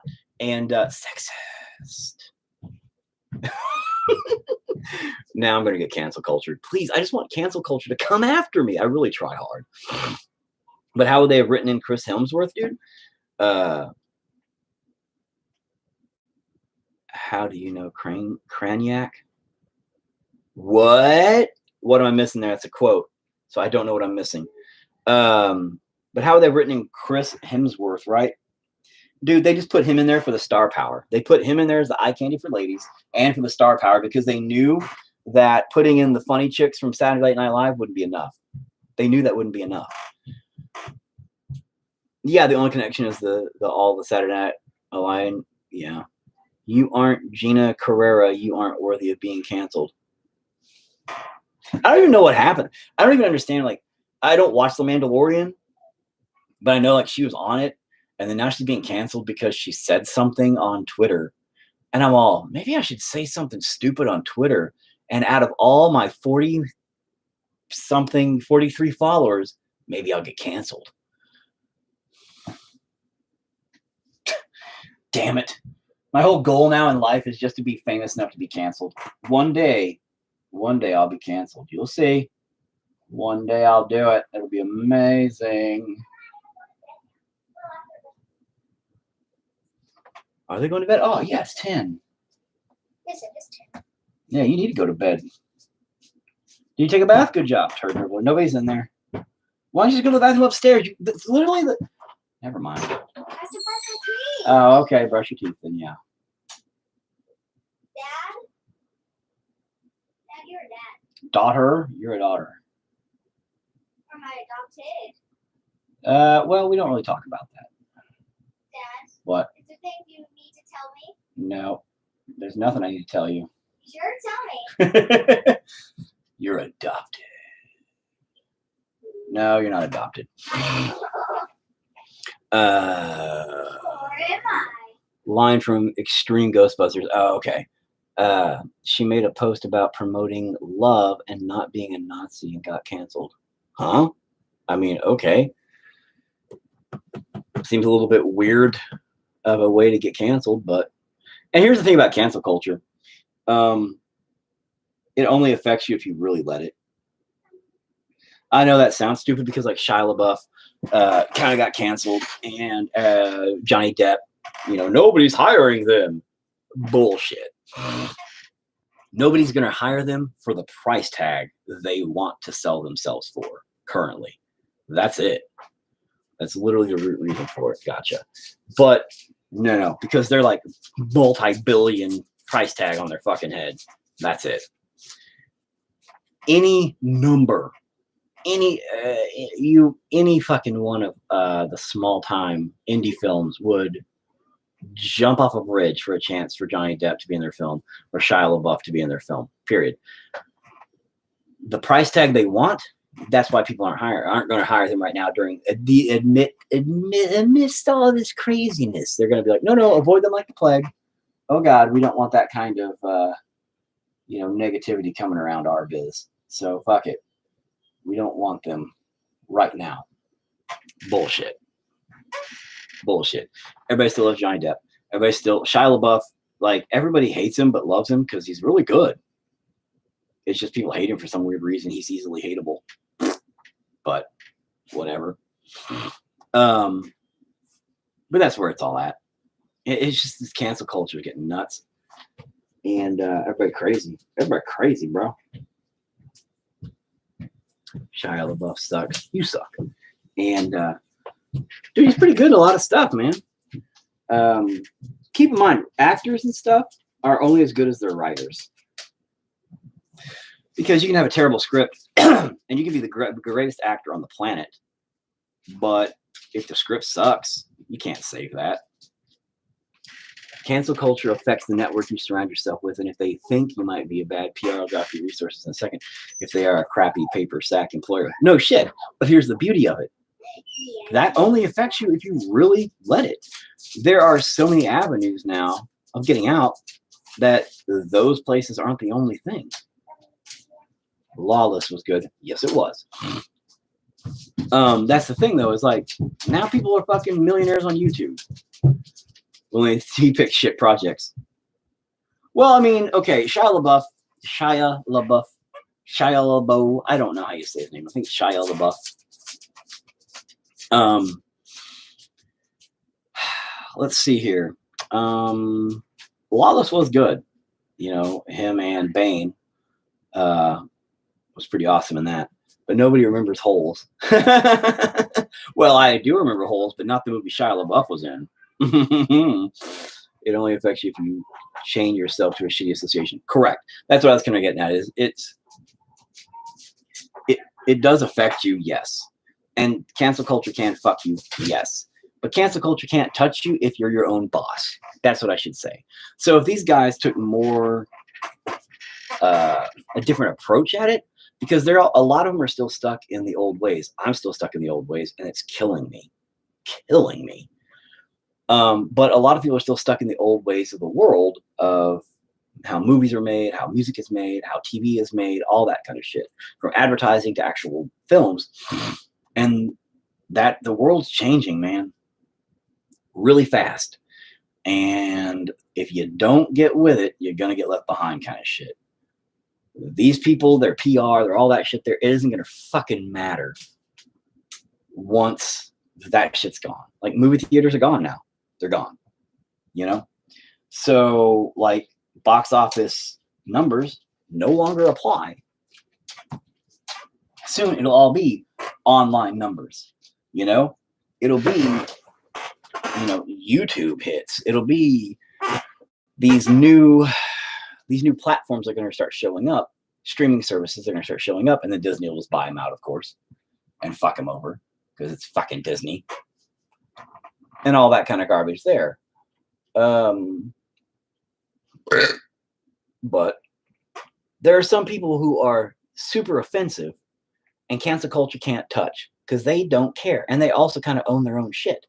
You know, yes, YouTube could kill you, could cancel you, could destroy your fucking page. That's why you have pages everywhere else, or your own website with your own videos there, etc., etc. Once you get that shit, nobody can touch you. Cancel culture can't do a goddamn thing. If you have a big enough following, what are they going to do? You know, they can totally get with a shitty network cash grab and then go to something that isn't conglomerate for stupidity. They could. I mean, hell, Disney accidentally signed ICP due to pissing off. But yeah, exactly. And that's the thing. That got ICP fucking famous overnight, you know?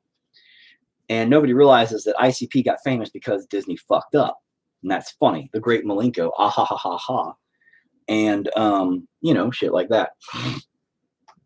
But that's just the thing. The world's changing, and everybody's like, all these big head corporations that are old as fuck are still stuck in, you know, the 70s, 80s, 90s. Corporate evil mouse takes over the world is the real horror story. And that's really what's happening. And nobody seems to believe me. I'm warning people. They are a fucking monopoly that is literally eating up everything. They're buying every single fucking franchise they can. Okay, I had a streaming service, right, that I used to watch. One of the greatest ones ever. I cannot remember the name of it now. It's been a couple. It's been like a year and something easy. But they were great. And then they streamed The Mandalorian, like the very, very, like right when it came out. And here's the thing about this thing. It was so great because they would get shit from other countries and stream it, but they had agreements with the other countries or whatever.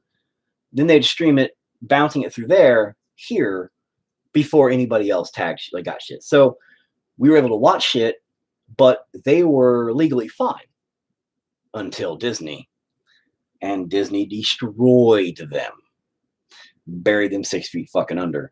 And yeah, they sent out a message where like the website was like, "Hey, basically due to Disney fucking destroying us, we're probably all going to prison. Thanks for your support, you know, and you know, fight the power." So we were like, "Oh fuck, man!" They were waiting while you reconnect. There we go, reconnected. But Disney's buy out all the little guys. Just eat them all up so there's no competition. Then they're going to buy out like Netflix and Hulu and all that shit. Just buy them outright. And then they're going to be the only one. But they're going to own them all as a subsidiary. So that way they're technically not a monopoly. They can get away with that legally because you can't be a monopoly, by the way, legally. So you have to subsidize your shit. You have to like, or, you know, you have to like chop up the company and say it's not really, it's bullshit. It's just a loophole. Oh, Disney was hacking my IP. It ate my bandwidth. Dude, I wouldn't doubt it. But get this, Fortnite, Disney owns half of it. They wouldn't outright sell to Disney, but Disney bought enough of it that if you ever play Fortnite, you notice a lot of Disney franchise stuff. They're constantly like, oh, hey, if you get your, you know, this whatever, you know, this, your battle pass, you get 2 months of free Disney Plus and all this other stuff. And come to find out, yeah, Disney owns a huge chunk of Fortnite. They might have bought them all out completely by now. I don't know, but I know at the time I was looking at them, they were not selling completely. But Disney bought out the Aliens and Predator franchise. You know, they bought out Marvel. They bought out just everybody. They've bought out everything like that. Any kind of entertainment. You know, they bought out Pixar. You know, it was no longer a Disney Pixar. It was Disney owns Pixar. You know, Disney just absorbs it. That's what Disney does. Disney is like the fucking anglerfish of entertainment. It's like, hey, bro, come here. come here, you want to like cuddle up for a minute and we can do this together. And you're like, yeah, okay, let's do that. And it's all like, yeah. Look at this. It's pretty amazing, isn't it? Looks really good. Nom, nom, nom, nom, nom, nom. And it just eats them and they become a part of Disney. It does want to be in charge of the programming of all humans. And that's the shitty part is, we're joking about it, but we're not joking about it. Don't think for a goddamn instant a company with that much money, that much power isn't involved in the robotics industry, isn't involved in the fucking nanotech industry, isn't involved in biomechanical shit. It's definitely there. And that's not me just being paranoid. That's just no shit. They're going to be a part of all that garb. They'd be stupid not to be, even just if it was investment purposes, But, oh man, we're doomed. We're a doomed people anyway. So we already knew that.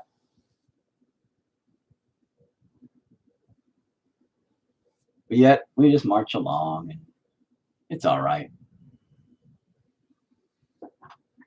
It's all right. We just march on.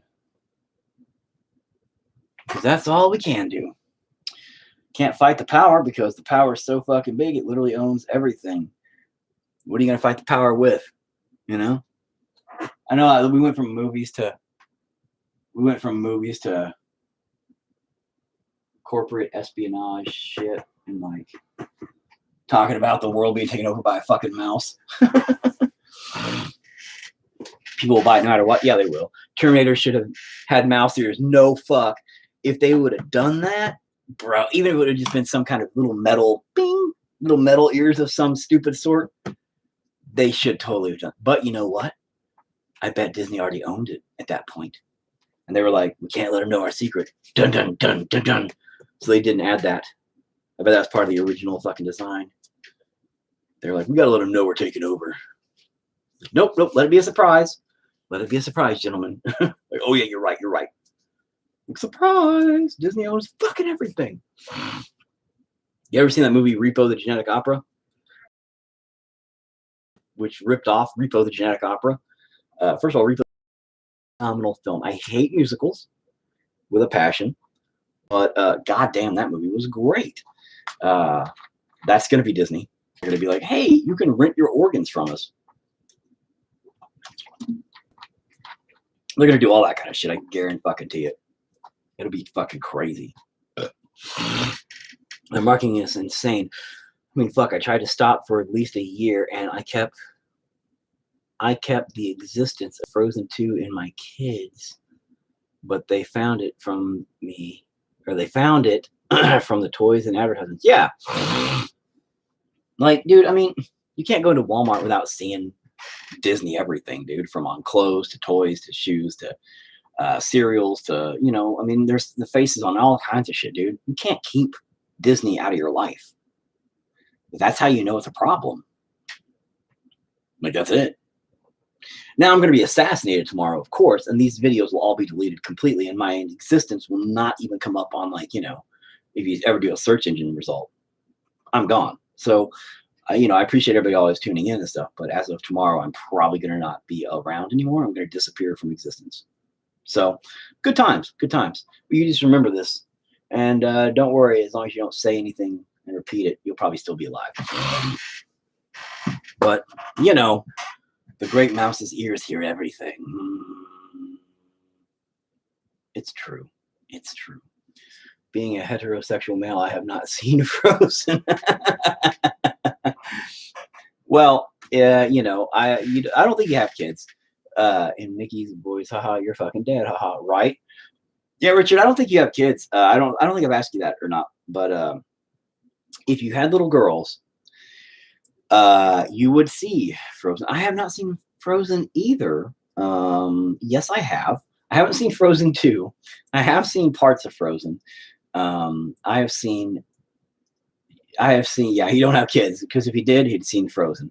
At least some parts of it or something. But I have seen, oh my God. I became a brony because of my daughter, because I have female children, miniature females. And they started watching the new My Little Pony, and I was all, oh my fucking God. My Little Pony. And I was like, oh, friendship is magic. I'm like, no. And then I actually watched it. I was like, dude, this is fucking tight. Some dark ass shit. You know? They're like fighting some demonic horse bitch and shit. And there's like chaos god dude. He's all, rah! And I'm like, oh my God, they just changed Little Ponies or My Little Pony a lot. So I started really watching it. And I liked the show. I was all, damn it. So yeah, I started watching My Little Pony and I became a brony. Not like the weird bronies, because that became like a term for like the weird bronies, but like just a dude who liked My Little Pony because of kids. I do not have kids because until last year I lived with my brother and he cannot be around children. I'm laughing, but you're probably serious, you know. Let it go for the 5 millionth fucking time.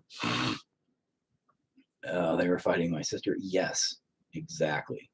The demonic weird thing. And you know, Charles, as far as it goes, and I'm sorry to just use everybody's real names if I know them, because I don't give a fuck. Privacy is not relevant to me, and you guys signed up for this. You came in, but yeah, I used to, man, dude. There was some of those songs these kids would get into, and I'm just like, having kids, bro. It's how it works. You're just like, shut the fuck up, song. Yeah, privacy really doesn't exist. But yeah, some of those songs you're just like, shut the fuck up.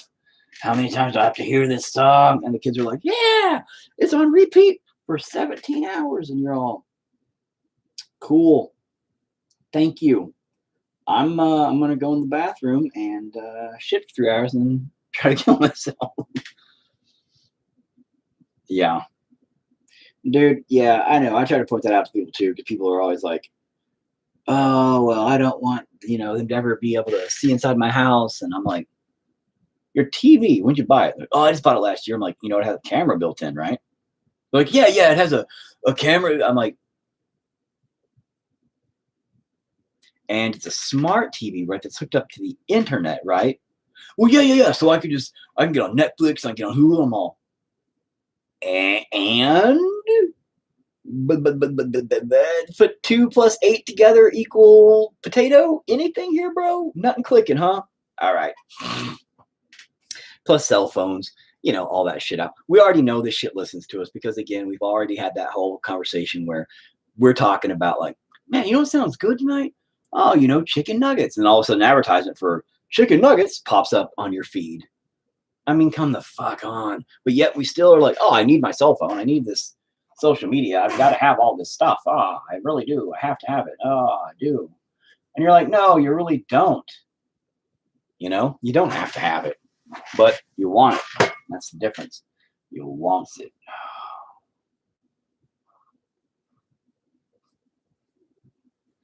And I get that. Everybody enjoys it. They have gotten to that point in life where, you feel lonely without having that connection. Of course you do. Of course you do. Singing Get It Out, that song out of my head. You're talking about my song? Our songs? Yeah, the soul, get it out. All the voices in my head, in my fucking head.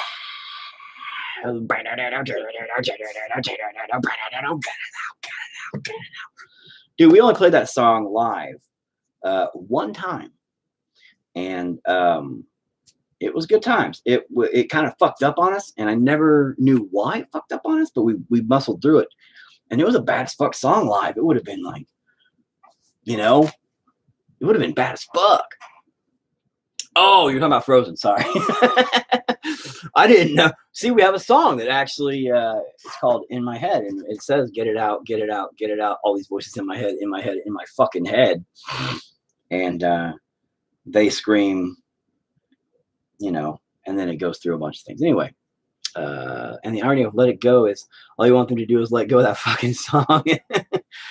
That had to be planned by Disney. Well, dude, okay, yeah. I mean, companies, dude, the key thing is to create something memorable. Okay. Yeah, I've got a video of that song. And it's trying to reconnect again. Okay, there, reconnected again. Yes, I do have that song. I don't know if it's up on I don't know if it's up on the YouTube or not. If it's not, I may have to load it. Dude, I have boxes of just fucking tapes of shows after shows after shows. And I've loaded a little bit here and there, but man, there's just so much I got fucking lazy. Some of them have great shit. I wanted to always edit them all together and make like each song cool as fuck. And I was like, nah, fuck that. That'll take me fucking 10 years. You know? But I know I have that song because that was at the Q spot in Enid. And it was Dredge's goodbye show. It was when we lost him the first time. And I asked him to come back to play that show as an official goodbye, and he did. And we played there. Just it was a free show, just as a goodbye to him. And I think it was a free show. And that was also the very first show my daughter went to, and that was a really cool time because she was. I have a picture of her, like in a shirt, and so she's in like my 4, and it says 0.2. Because, you know, my stage name's 4. So it said 0.2 on it. And it had a picture of my face on it. So in case I lost a baby, you know, I'd know where. I'd be like, hey, that's my baby. How do you know? It's literally me on that baby. Like, come the fuck on. So, you know. YouTube heard you sing and was like, do we need to copyright cancel him right now? Like, oh, that's his own song. I've gotten copyright strikes for my own music. I have. And I had to challenge it. I'm like, I literally fucking wrote that. This is literally the band. Fuck off. And they were like, oh, okay. But yeah, no, because we were on Spotify and we have a company that takes care of all that shit for us. Well, for me. And so, yeah, we got copyright strikes on our own music. And I was all, click, click, click. Yeah, it was pretty funny. It cracked me up, dude. Because I just couldn't believe it. I was like, dude, me and Paramount, though, when we went around on that one fucking movie, that was the biggest pile of shit ever. I've been copyright striked on that, on our own music, on the Perseus band video I uploaded. But that's okay because I didn't care about that. And I even asked him, I was like, you know, hey, Jeremy, you know, can I load it on my page too? I won't overshadow you guys. I'll always promote your page first. And they had about 11,000 views on theirs before it got erased or deleted by one of their ex-band members. And but I got copyright striked on that. Here's the funny part, dude. You know how bad it is? The copyright law, right? Oh, fuck, my shoulder still hurts from earlier. That's what hurts worse than my fucking elbow does. Because when I hit, it said cock. So it's a little rough. It hit that. Anyway, here's the shit part about the copyright stuff. All right. Is that, see, you were a part of the automatic cancel culture from the machines. So you were blazing the trail of the future machines canceling humanity. Yeah. But they just still, I'm not canceled. I'm not high up enough for people to care, though. No. But no, here's what sucks. And Richard probably, I don't know if he has dealt with this or not yet, but in the copyright laws, you can use the material as long as it's for educational purposes, review purposes, parody purposes, you know, things of that nature. You can't outright use the entirety of it to broadcast it, etc., etc. You can't make money off it, things like that. So in a video review, you can show clips of the parts under 10 seconds or so, roughly. They've changed the amount so many goddamn times you never know. So like showing a 2-second clip, you're still taking a huge chance. You don't fucking know. It all depends on how big of a dick the company is. If you can contact the company, like if it's a small independent group, which I've done, and be like, hey, can I just show your fucking movie? Can I show clips of it? And they're like, yeah, sure, go ahead, dude. That'd be great. 30 seconds by law. See? And here's the deal, dude. I thought it was something like that too. 30 seconds maybe total. You know what I mean? In less than 7 seconds, I think. But yeah, I was talking to Brandon Tinold, who does movie reviews, and I was asking him, I was like, man, dude, you are ate up. None of your shit's fucking monetized, and that sucks. And he goes through it a lot because he uses just big ass clips.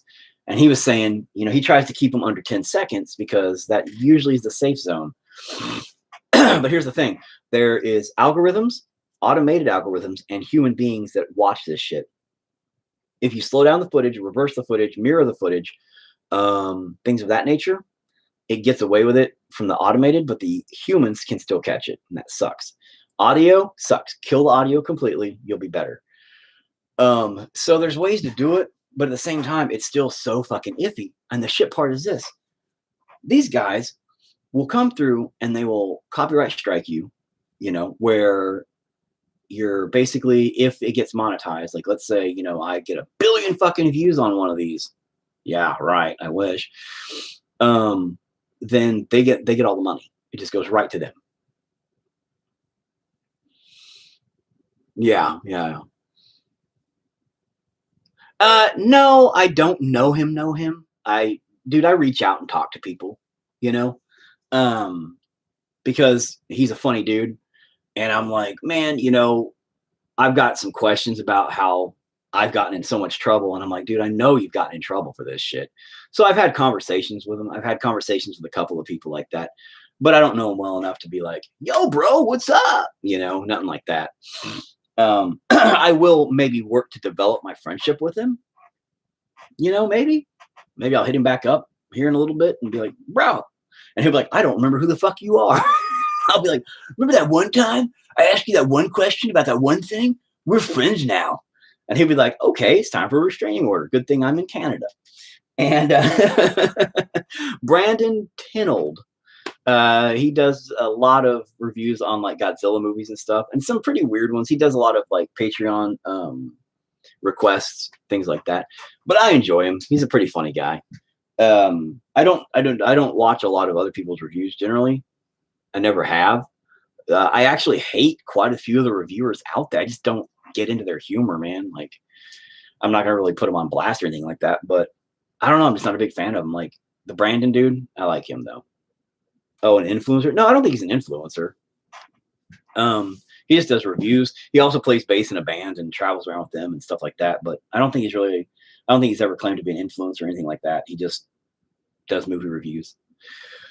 But anyway, as far as all that goes, dude, it sucks because basically a lot of my shit's just been locked up. So if I ever do get 1 million views, I just don't get money for it. And I don't really care about that. I'm not really worried about getting the money for it. I just wanted people to see it and enjoy it. I've always been an entertainer. That's what I do. And so I'm like, oh, big deal. You copyright infringed me. Oh, copyright got me. I know a director who we were thinking of sending Brandon one of his movies. Oh, yeah. You might try that and see if he'll do it. So you, but slightly famous. Right. Exactly. Now Brandon's pretty big on the internet. He's got a pretty good following. Again, something I wish I had. But one day, dude, Charles, you remember, dude, back in the day, God and Machine, we had our fucking heyday. We really did. And it was great. I just don't know what the fuck. I didn't keep up with the times. Like I said, you got to keep up with the times or be left behind. And I didn't believe in it. I didn't want to follow the fucking internet. I didn't want to follow all this bullshit. I was like, nope. I'm going to do this my way. And guess what? You can't. You literally have to follow the fucking masses. It sucks. You want to believe that you can do it, but you can't. You can't fight the power, man. Just got to fucking buckle down and go with it. That's 6. So why do you want fame and notoriety? Here's what we're talking about, because I posted that money. No, money's never been my thing. You know that. I don't really. Yeah, I have money. Cool. What am I gonna do? Get some stuff? Okay. I got tons of stuff. What do I need more stuff for? Maybe certain stuff, maybe, but whatever. The thing about money, or the thing about the fame and notoriety, the positivity, feeling, accomplishment. Yes, that would be it. The validation. Now, here's the thing. I thought long and hard about this yesterday. I was really depressed. You know, I oftentimes feel like a fucking loser. Low self-esteem, really bad depression. That eats me up all the time. We already know that. I bet you complain about it all the time. So I'm not really going to go over that shit. But did I buy better through line? Yeah, that would be a good one, dude. Luckily, we haven't had any more issues yet. I'm not Catholic, by the way, but I do like to do that. Yeah, luckily it's since the last routing, it's been all right. But no, here it is, man. I realized while thinking about this before I posted that big post, or after I posted the big post, or while I was posting the big post, whatever, my big depressing fucking emo post, which was just my way of venting because I don't really have a lot of people to talk to anymore. There's a lot of negativity still floating around, and you know, I'm just kind of like, I just don't talk to people. But I realized that due to my upbringing, you know, raised in a very abusive place, very negative, very hateful, very anti-love place, that my dream, oh my God. All right, hang on a minute. I kind of glanced through it. Let me explain first. So I remember reading like the, you know, Metal Edge magazine, seeing Marilyn Manson on the cover and shit. We're not going to get into that whole Manson conversation here. But you know, I would see, you know, all these magazine covers and like the thousands of crowds, these festivals and all these things. And I'd watch the shows and the TV, you know, MTV back in the day. And you'd see these festivals, these crowds, Limp Bizkit, just everybody fucking, you know, and the Family Values tour back in '98 with, you know, Korn and all those guys, you know, Rammstein, Limp Bizkit, and everybody just coming together and, you know, that were like really cool with each other. And, you know, I wanted that because I realized the positive energy from all that. The camaraderie, the level of attention and almost like love that you received from that, that these mass amounts of people were cheering them on, telling them, oh my God, we love you. Oh my God, you're great. That wave of positivity, I felt was something I needed. I wanted it for myself. I was greedy for it, let's say. I didn't need it. I wanted it. Because I didn't get it. I didn't feel loved. I didn't feel cared about growing up. So, oh my God, did that have a thing? Because I was talking all kinds of fucking in-depth shit. Anyway, I didn't feel loved growing up or cared about. So I really felt if I could accomplish becoming a rock star, that those waves of love and those waves of appreciation, those waves of cheering on me and myself and the band and things like that would fulfill me with what I needed emotionally inside. And I thought, that's my ticket. That's what I want. I want to be that guy. I want to be the guy on stage just being bathed in an ocean of love from these people.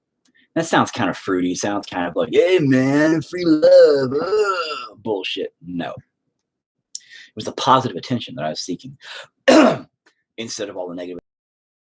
And I kind of realized that was it, you know, and I feel like I'm a failure a lot because I never achieved that to the extent that I saw on the TV or to the extent that I saw in the magazines, et cetera, et cetera.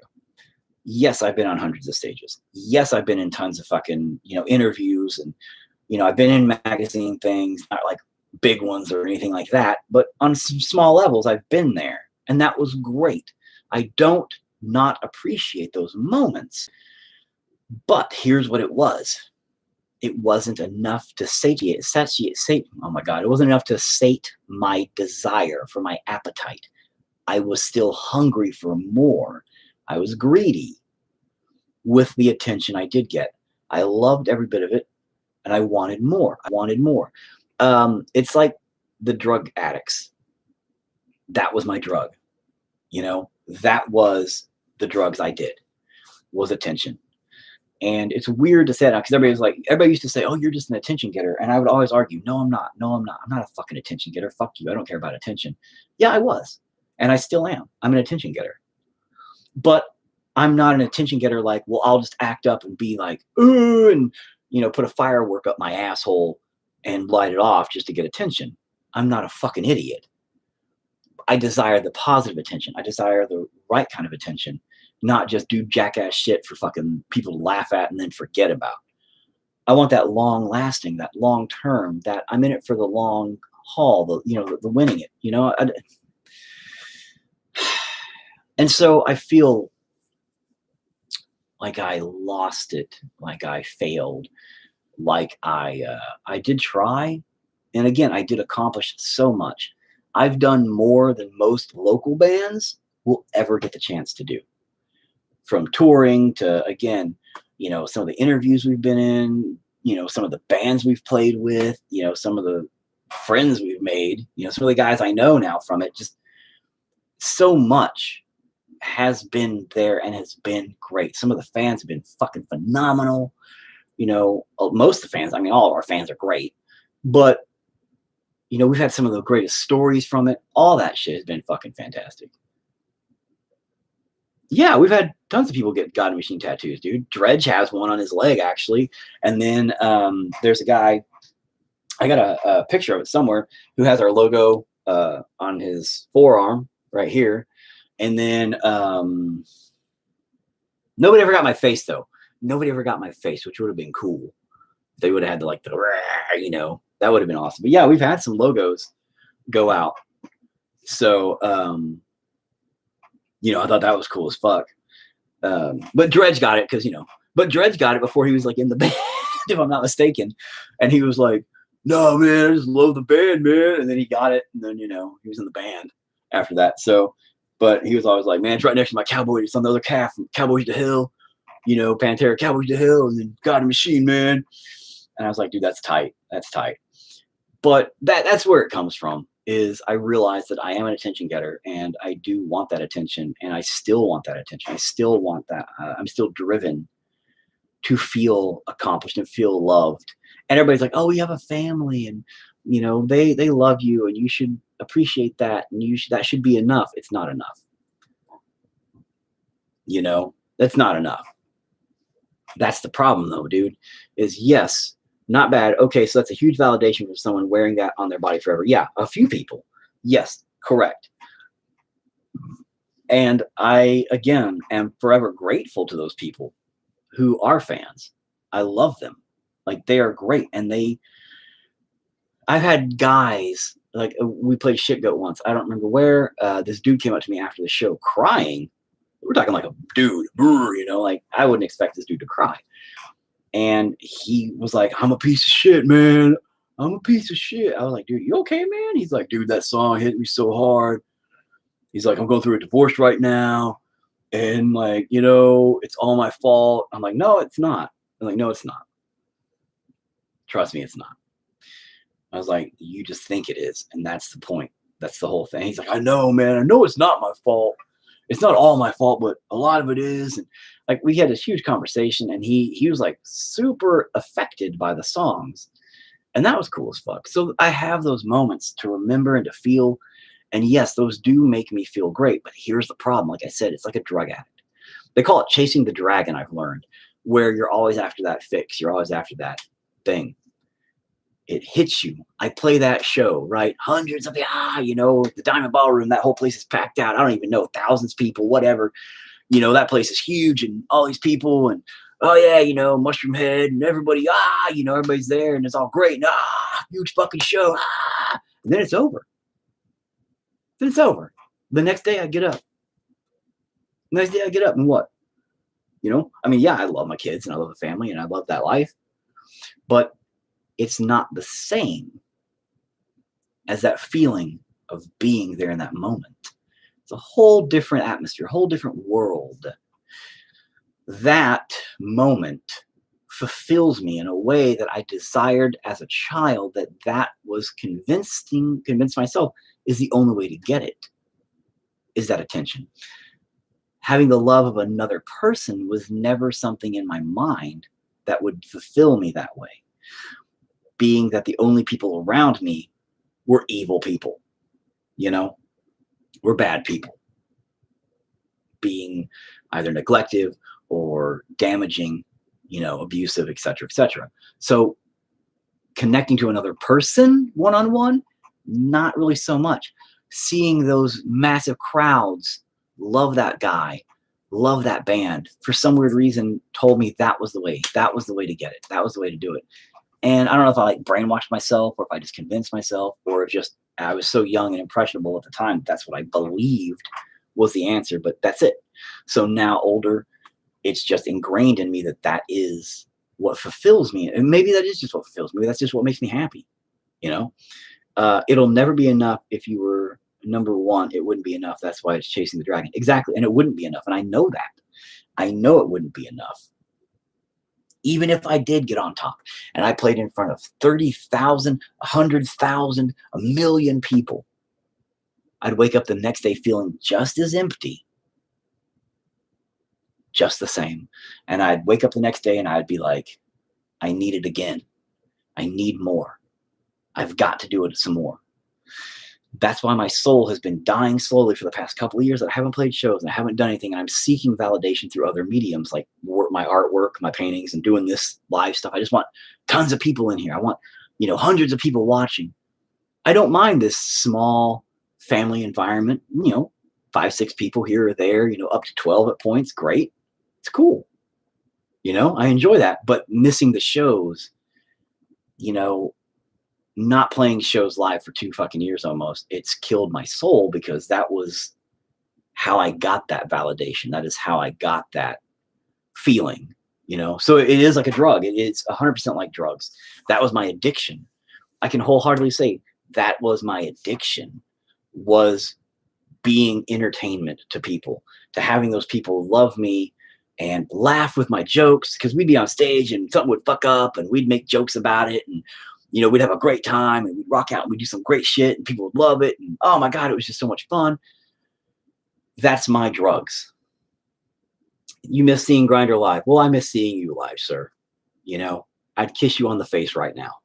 So I would. But I realized that that is my drug and that is my problem because I can't let it go.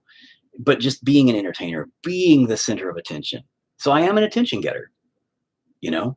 And I no longer deny that. I'm no longer in denial, you know. I have to do is say to yourself incriminatingly, that's a big word. What doable goal can I hit that would make my life a little better? True. I have to seek baby steps again to reach places I need to go. I want to go. And that's what's killing me on the inside because I don't know if I'm just lazy. I don't know if I just forgot how to take those baby steps, but I believe like, I think my problem is that I've already gotten there. So I'm like, nah, fuck it. I should still be there. And you forget when you fall down how you started to walk, how you learned to walk, you know? And once you hit it, make it a little bigger goal. Exactly. You have to have baby steps and baby goals and you hit them and you keep going. And I did that once and it worked out great. But the problem is, like I said, once you fall down, sometimes after so long of being standing up and running with these goals and these dreams and this stuff, you fall down, you forgot how the fuck you learned how to walk to begin with. And that's where I'm at. I fell down and I'm still struggling to just crawl like a fucking baby. And dude, it's depressing as fuck. You know, this is the shit that I think about all the time. It kills me, dude. And, you know, I understand that it is my own fault in the way of thinking. You know, I can't be pity partying. I gotta get the fuck up and get going again. But like I said, it's a validation from others that I need to fill myself with the feeling that I matter, the feeling that I'm important, and that somebody gives a fuck about me. And again, it's kind of a shitty thing because people are like, oh, what about your wife? What about your kids? Don't that matter? Yes, it does, but it's a different thing. And that's what's hard to explain. Your strengths are, you are great at networking with people, but there are other things that might hold you back. Yeah, I'm my own worst enemy, bro. 110%. I've become lazy. I've become short-sighted with my goals. I have become very dysfunctional, and my lack of of my lack of being able to keep my timing and shit's terrible, dude. Even that strength can screw your goal up if you network with useless people. Yeah, that's also true. And that's the thing, dude. Like, God and Machine's not dead. It should be. God and the Machine should not continue. I have tried to make music. It is not what I believe it should be. But here's the deal. Like my buddy Garrett said, he thinks it's because I'm more focused now on what people expect of me than what I should just let happen. And he's 100% fucking right. Because that's the other big problem. I got wrapped up in this place where God and Machine's so brutal, and God and Machine's so kick-ass, and God and Machine has to stomp and rah, you know, that I forgot where it started. It started with poetry being read over weird fucking music, which was made out of people talking in McDonald's that I'd record without anybody knowing, and slowing it down and reversing it, and then putting weird sounds on top of that, and, you know, karaoke machines with echoes. And, you know, it started as a weird ass experimental bullshit just so I had some way to get out my frustrations through poetry. And that's the problem, is I've become lost in this ideology that I created for myself, thinking that that's where it should be, and I'm not allowing it to have its own freedom to be what it needs to be. It's no longer about expression. It's about expectations. And I have to backtrack and re-engineer things, you know. After saying all those negatives, what have you done to change them and fix it? Nothing. That's the problem. I'm still at a place where, you know, I try to think, oh, I can fix this, I'll change it. But I'm so stuck in the old ways, you know? I'm still stuck in the mindset of this is how it works. This is how it should be. And I kind of trained my brain over the past, you know, fucking 17 years of doing it live or what the fuck ever. And that's why it's got me down. No, I know. But I've trained my brain in like the past 17 fucking years, bro. And like, the longer it's gone on, the more I have just tried to maintain this certain level, I guess, of kick-assetry to make sure and keep the fans that we had. I do it like this for no particular reason, but the fans that we had, because I'm like, oh, this is what will keep them around. But they're evolving. I'm thinking way too hard. I do that a lot. But they're evolving, and we never evolved with them. They're falling off left and right because we're just still the same. There's never been a growth. There's never been growth. That's the problem with the band. And that's the problem with me, not the band, me. It's all me. You know, I was the director, so to speak, and I'm the fucking problem with it. And I have to accept that. And I have to understand that. And then I have to fucking grow. That's what I'm trying to fucking do. That's what all this is about right now. That's why I'm painting in front of people, which I never fucking did before. You know, my own kids are like, dude, I haven't seen you ever paint up until me starting to do this. My own kids, for the past 10 fucking years, I've painted, had it in galleries, sold fucking shit. Whoop-diddly-doo. They never knew how. They never fucking knew how. Because I was so freaked out about doing it in front of people. So now I'm like, fuck it, let's do it online and see what happens. And I was so freaked out. I have to get out of that. I have to get my mind fucking different, dude. I have to change it. And they say you can't teach old dogs new tricks, but if I don't learn a new fucking trick, then I might as well just lay down and fucking die. You know? Find a small, easy 1% goal to retain your brain. Hit that tomorrow, then go 2%. Yeah, I know, man. I thank you. I'm not meaning to say, oh, I know, man. I know. Fuck off. I get it. It's just, it's hard. It's easier to say. It's easy said than done. It's hard to remember. Isn't that stupid? Like, it's hard to remember to fucking get a goal and make that goal happen. I write things down in a book now. You know, just because my brain, dude, is also constantly frazzled, that I have a daily planner. Every single fucking day is written down. And You know, at the end of the day, I try to write down 3 things for the next day to do. So I have something, because otherwise I don't get anything. Otherwise, honest to God, 7 o'clock rolls around, I don't even know where I was at all day, you know, and it sucks. I'm just like, what happened to today? I don't know. I don't remember today at all. It's a big blur. So I had to write down things. I'm like, this is the 3 things I have to get done tomorrow. That's it. Just these 3 things, these 3 things. And, you know, I'm always saying, I don't have enough time. I don't have enough time. I don't have enough time. I have all the time in the fucking world. I just don't use it properly. That sucks. I feel like I could create more music, but then I sit down and I start to create something for God and a machine. And I'm like, oh, it has to be brutal. It has to be. No, it doesn't. It doesn't have to be anything. It just has to be. If you're going to create, just create. Let it happen. And I always battle from the not logical to the fucking that, you know, oh, it's the hardest thing to do. And you are your own worst enemy. And it's just like I am my own worst enemy at it. But I feel like I am currently beating the shit out of me to make me better. Me most days. Yeah, you just got to keep at it. And I know, man, I got to reverse engineer my brain from all the years of becoming too comfortable sitting right here. I became too comfortable at this level saying, oh no, God and Machine's like this and everybody loves it. They'll always love it like this. We don't have to grow. We don't have to change. We don't have to do anything. Just stay right here. It's okay. Yeah, it'll be fine. That would go with anything, man. There you go. Thank you. That's probably one of the better put ways. I think your problem is you're making music for God in a machine when you just need to be making music for you. That's a really deep way to fucking put it, man. It really is. Thank you.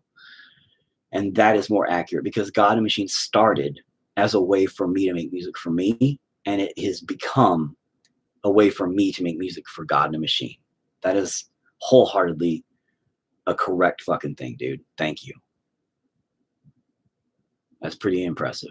I mean, it's not impressive. You seem like a smart dude, but thanks, dude. Now I'm like thinking about that. And yes, start small but consistent. That's what I'm trying to do with the book. That's why I'm starting every day. Here's a couple of things I got to do tomorrow. Here's a couple of things I got to do tomorrow. And I just try to be consistently in that mindset of doing something. But sometimes it's stupid. I don't know, man. It's just, and my wife's like, oh, it's because you're getting older. And everybody gets older, and then, you know, things change. And I'm like, no, fuck that. Like my brain's been fucked up forever. It has nothing to do with age. My brain's just fucked. And I trapped myself. I literally trapped myself in a box. But I convinced myself by painting the walls of the box that they were open. Like I painted a field and I painted an ocean scene and I painted windows and I convinced myself this is all open space. But I was really inside the fucking same goddamn box the whole time. And I trapped myself there and never thought twice. I just got comfortable in it. I got comfortable in it. I said, this is where I live now. I live here. Boop. And I just sat in that fucking box for years thinking that everybody would sit there with me. You know, oh my God, Machine fans, all those fans, they're going to stay here forever. And all these people, these friends, everybody's going to stay here forever. But people don't stay forever, you know? You lose people, you know, just time does that. Time changes everybody. They grow up. All those angsty teens that came to our shows and we had mosh pits and everybody having a great time and crazy stunts and all that nut shit that those kids grew up and they have kids now and they don't go to shows. We lost, you know, all those fans, and I didn't do anything to make new fans. I just expected them to be there. Sometimes people do come back. No, but they're still friends. They're still fans. They're still out there, but they can't do anything about it. Like they're not really a part of the scene. They're not really the same. They've grown the fuck up. You know? And so it's just everything changed, and I didn't change with it. I didn't realize. I did realize, but I denied it. I was in denial, and I refused. I was so hard-headed. And hindsight is 2020. Reboot. Yeah, as long as I don't gender swap it, right? Well, I guess I could these days. PC that shit. could gender swap it, and I bet I'd totally make bank. Everybody'd be like, "Oh my God, love it," and then I'd be famous for that. And and I know they're still there, and there's a whole new world of fans out there. It's just it's weird because technology did grow, and I became that old fuddy-duddy guy. Ah, these new confounded inventions, these crazy kids and their technological things. I do already dress in drag, you're right. And so I'm halfway there, bro. Just gotta get my wiener chopped off and my boobies put in. And I'm like, look at my vagina. My hairy beard stays and everything. But there is a porn guy that has a vagina and a beard. He looks like a dude, but he has a vagina. It's really terrifying. It's everything you don't want to ever see. But seriously though, like that's the thing. I do need to reboot, and I know that, but here's the problem, and I swear to God I'm gonna be done with this in a minute. Just getting this off my chest. I'm scared to reboot, dude. I'm scared to start over because I'm still stuck in that mindset, thinking I have to hold on to the few fans I have left or I'll lose it all. And it's not like I have anything to lose really anymore. It's not like there's billions of fans clawing to get their fucking, to get the new CD, Right. But that's the thing. I'm still scared. I'm scared. Fear is the mind killer, dude. Fear runs everything. But I'm just afraid to reboot because I'm afraid to lose what I've got left. And that's what kills me. And if you don't try, you've already failed. Yeah, 100%. I have failed. And I'm failing the longer I don't start over. But my face is copyrighted. My copyright is trademarked. My everything. I've got like the name. Everything is legally there. And I don't want to like have to go and start a new band name, formerly God and Machine. I don't want to do that. But God and Machine still. I feel that if I got to start over, I'd have to cut all of that off. I'd have to. Trying is the first step towards failure, and that's also true. But I think I'd have to cut all of it off, dude. I'd have to start different completely, or I think I would still stay in the mindset. You know what I mean? It has to be fresh. It has to be new. It has to be completely new. Or my mindset will still be, this is for God and Machine. Got to make it like this. It's got to be like that. It's got to do this. That's the problem. So even homework can learn from failure. Failure is the only way to learn. You can't learn by winning because you've already won. You're already on top. There's nothing to learn. You're done. You have to fail to learn. So, and what do we say about thinking too hard? Dude, I always think too hard. I overthink everything. It's part of the brain problem. But, anyway, I'm going to go to call it good. It's 2:18. I'm going to go make me some fucking chili with my little bit of cornbread left. And I am going to go masturbate with my tears. And no, I'm serious. This is a lot of reflecting, a lot of growing, a lot of mental change that needs to take place. And I am trying, and I hope I can make it all happen, but everybody does. Nobody wants to be like, oh, let me just live a shit life. It's not a shit life. I have so there's not a shit life in here. You know what I mean? In here, it's this shit feeling about myself, That's all it is. And it's like I said, I trap myself in this box of creativity, my creative box. And I hate it. I hate everything about my creative box that I have created for myself and then stuffed myself in and said, no, we're good here. We're not good here. I'm not good in this creative box. This creative box that I have created is stifling and I'm suffocating in it. And I have to fucking break these walls down and fucking leave. I have to run as far away from it as I can. And that means an overhaul. That means a reboot. That means whatever. I don't give a shit. But it means something. But if that's the case, I'm going to have to start fresh. And maybe I should. Maybe I should just run with it. I just wanted one last album for God and Machine at least. because we still had like the Fuck You Revolution song, Suicider, a couple of others that we were working on. I think we had 5 solid ones, working on the 6th one for the new album before everything went to shit. So, I mean, we had some really good stuff that I really would love to see happen. But if I stay with that, it'll be forever. I'll stay with it forever. I have to just cut it and go, man. But I can't let God and Machine go. So maybe I should just put it on the back burner and say, hey, God and Machine's taking a break. Questionably, indefinitely. But it's hard, dude. It's so hard being that was your baby for, you know, what, since 1990 fucking 4 or 5.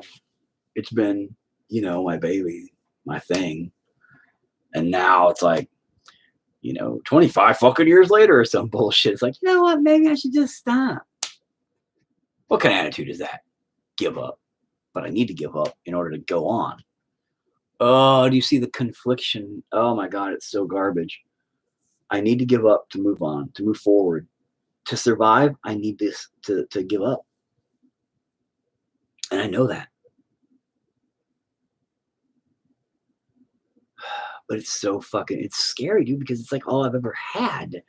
So it's like giving up what you have if you want to obtain what you want. You know? It's like I know what I have is poisoning me. And I want this other thing that will be great for me. But I know this thing. The better the devil you know than the devil you don't know, they say, right? This is a scary thing to go and try to get. I have to relearn how to walk. I have to relearn how to crawl, to walk, to run, to get to that. I have to reset all these goals. I have to start fresh and fucking start new to go over here. But I'm already here, over here. But this is killing me. It's just, it's poisoning me slowly and suffocating me. And I will eventually fucking die from it if I don't break away from it and run. But I'm scared because I'm comfortable here. This is the problem with people in bad relationships, bad jobs, bad a lot of things. You're comfortable. You get comfortable. And even though it's destructive, you know. But that's the thing is, you know, it's a fear of, you know, this did make me happy. Made me happy for the longest time. It could make me happy again. But I know for a fact if I just cut and start fresh, and if I did it right, it'd be fine. And here's the other shit part. You ready for this? And I swear to God, I'm done after this. I'm angry, dude.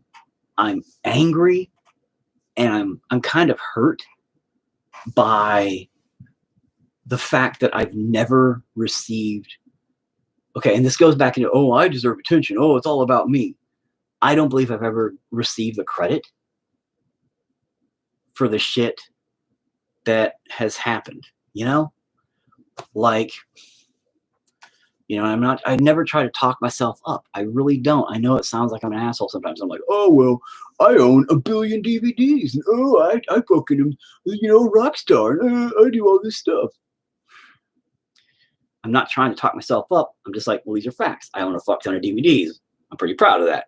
You know, it's my collection. But here's the kicker, dude. Like, we were literally like the first industrial band of Oklahoma, you know? And one day, and we weren't technically there was another band called the Darkwater Plumbing Company, which I was buddies with those guys, and we did some stuff together and things like that. But here's the deal. I know what's going to happen. One day, there's going to be this huge fucking thing explode on the internet. It's going to happen, dude. Where it'll be the history of music from Oklahoma, right? This is going to happen. Bet money on it. And they're going to talk about all these genres, and they're going to be like, oh, you know, country music, it started with this guy and those people, and oh, Hanson was from Oklahoma, and blah, blah, blah. And it'll be like, surprisingly, even industrial music was in Oklahoma so far back as 2004 or 2005 when bands like Axis and Peter Splatter showed up. I won't even be mentioned. God and Machine won't even be fucking mentioned. Bet everything, dude. Because that's just the luck I have. I have this like shit luck for like being like ever noticed, you know? And it just kills me on the inside, man. It's funny because it's not funny at all. But I've never, I've helped out tons of bands. I'm not going to name names because I don't want to talk shit, but I've mixed their albums. All I asked for was credit. Didn't get the credit. Dude, I made it one of their most successful albums. Didn't receive credit. Was really pissed about that. I carried some of those motherfuckers. Created entire, I know nobody cares about anything in Oklahoma for that to happen, but it will happen. And you remember Enid did not have a music scene until I brought it there, because I recognize these small shithole towns, they don't have music scenes. They have to drive an hour, hour and a half away, So we started renting out the fucking American Legion building there, the big side. Remember that? That was when it started. I rented it out a 3 different times. The third show we had there was packed to capacity, dude. It was like 350 plus people in that little room, packed out of all those fucking kids. And then after that, people started to notice. And it wasn't just dive bars and shit where a fucking, we're an 80s hair metal cover band, or a country band was playing. It was real venues kind of popped up here and there. And Enid started getting the focal point where people started talking about, oh, Enid's the new happening fucking music spot. And everybody started talking about, even like the bigger cities, it was on the fucking news at one point, where people were like, oh my God, Enid's the new hot spot for music. They got it all. All these bands are coming through, blah, blah, blah, blah, blah, blah, blah. And I was all, huh? Yeah, nothing. They didn't happen to mention the bands. And I'm like, And then when they did start mentioning them, it was a couple of other guys that got mentioned about, oh, well, they're holding steady here and they're doing this and they're doing that. And I'm all, but that's okay. That's all right. It was just upsetting, dude. It was, and I guess that comes from that me being greedy for attention, because I felt like that was my moment, deservingly so. Hey, I did this. I helped breathe life here. And then nobody seemed to notice. Now, granted, the people did notice. Like, a lot of people were like, dude, you brought the fucking music here. You guys brought such a big fucking show. It was crazy, and it was great. But again, I'll never get what I believe. The credit is due. I'll be dead, gone in dust, and nobody will remember my fucking name. Nobody remember the fucking band. Nobody remember anything. And that fucking scares me too. It's dead again. It died again, so the scene couldn't self-sustain after you guys dipped out. I know that. Did you not notice that? I know everybody else there did. Because I've had some people that are like, hey, when you guys coming back? Because there hasn't really been a show here in so long, and blah, blah, blah, blah, blah. And I'm like, we're not coming back for a while, because we just overplayed there, and, nobody seems to give a shit. We're fine. And everybody's like, oh, come on. And I'm like, nope, you guys can enjoy it. And then, yeah, the fucking venues couldn't keep up. People couldn't, the bands, and it just petered out. But again, back then, dude, I had a business plan. I had managerial skills and marketing skills. The brain pan was just clicking on all fucking cylinders. And I was firing the fuck away, dude. I loved every minute of doing that shit, from the fucking renting the place out, which, a lot of times I put up the money. And then, I got the deposit, and I'd make the money back, and then we'd pay the bands. We'd rent the system. We'd pay for all that. We'd stay behind cleanup, things like that. It was a full fucking deal, and it was great. We loved it. Everybody was great, and it was like a fucking party every time. And goddamn, those were the fucking days, dude. Those were the fucking days.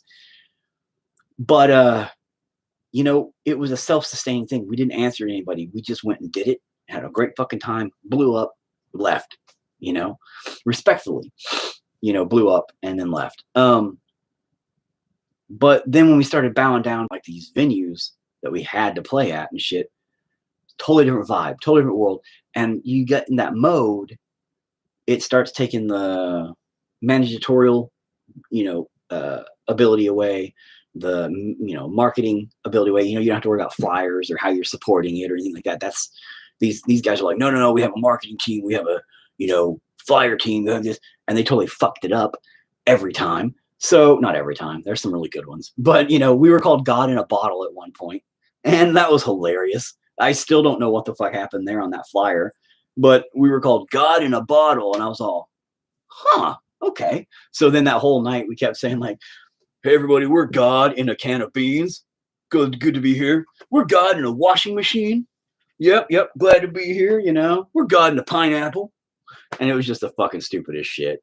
So post-corona, it's prime for people to go and do something to blow up, but you have to put in the work now while you have time and don't waste it on a Force Solo or God machine or whatever. No, I know, dude.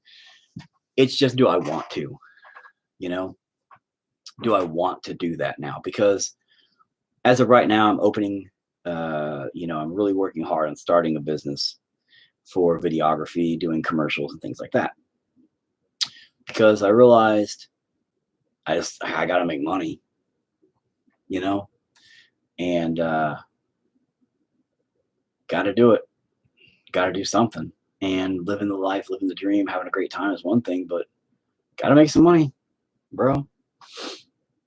And I wanted to leave a mark on the world. I wanted to, when that history report came in and they do a VH1 behind the music, Oklahoma's music scene, industrial. And they'd be like, it all started back in the 90s and blah, blah, blah. And they'd be like, God in a machine. And I'd be like, sitting there interviewing and shit. That was, that was the thought. That was the plan, like, yeah, that'd be it. But I don't think that'll ever happen. I think they're not going to remember my name. And they're going to be like, no, hold on. We've heard about this one band and this other band and these other couple of bands. Let's get them guys on there. Yeah. And then, of course, those guys aren't going to be like, God and Machine was around way before we were, right? And they'd be like, really? God and Machine? We should go check them out. No, they're going to be like, yeah, we started it. Yep, we were the first ones. Yep, because that makes us feel big and important. The genre isn't popular enough to get that notoriety. I know, but you see what I'm saying? Like, if it was a collection of, like, Oklahoma in general, because Oklahoma is one of the most eclectic places for music, period. We have every genre of music here. Some of the most talented of the genres here. I swear to God, everybody here is great at what they do. Well, not everybody, but for the most part. I mean, we do have me. I'm terrible. But it just scares me. It's stupid to admit your fears like that. It scares me to not be remembered. I'm Freddy Krueger, guys, minus the whole child thing. I'm Freddy Krueger. I'm afraid to not be remembered. That's it. That's what I'm afraid of. I'm afraid to not fucking be remembered. Hell, even the generation doesn't know who Trent Fuckner is. Yes, I know, I get that, but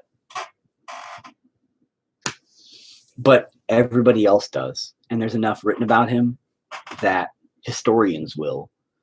You know what I mean?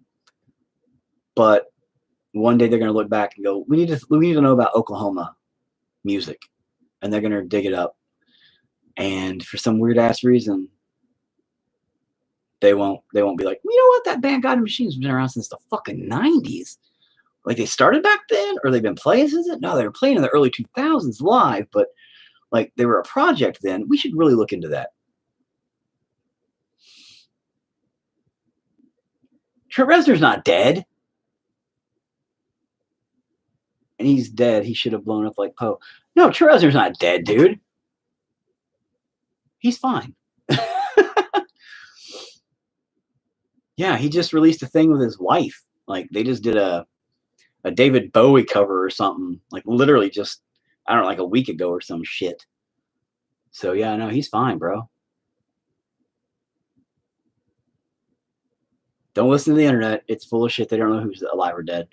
Children don't taste as good as they sound anyway. Well, I don't, yep, well, nope. The meat sack tastes like chicken. It tastes like eggs. I have video of that somewhere too. But I should get off of here. Well, I think it only tastes like eggs because we use Pam to spray the thing down because I didn't want it to stick to the pan, So, because it was like a bake or the morning spray or whatever, I think You got interneted? Yeah, no, Trent Reznor's alive, dude. He's just fine. So, yeah, like, unless it happened today and I just haven't fucking seen the news yet. But otherwise, now he's okay. Yeah. But yeah, as far as it goes, throw that trash. Yeah, that was perfect aim.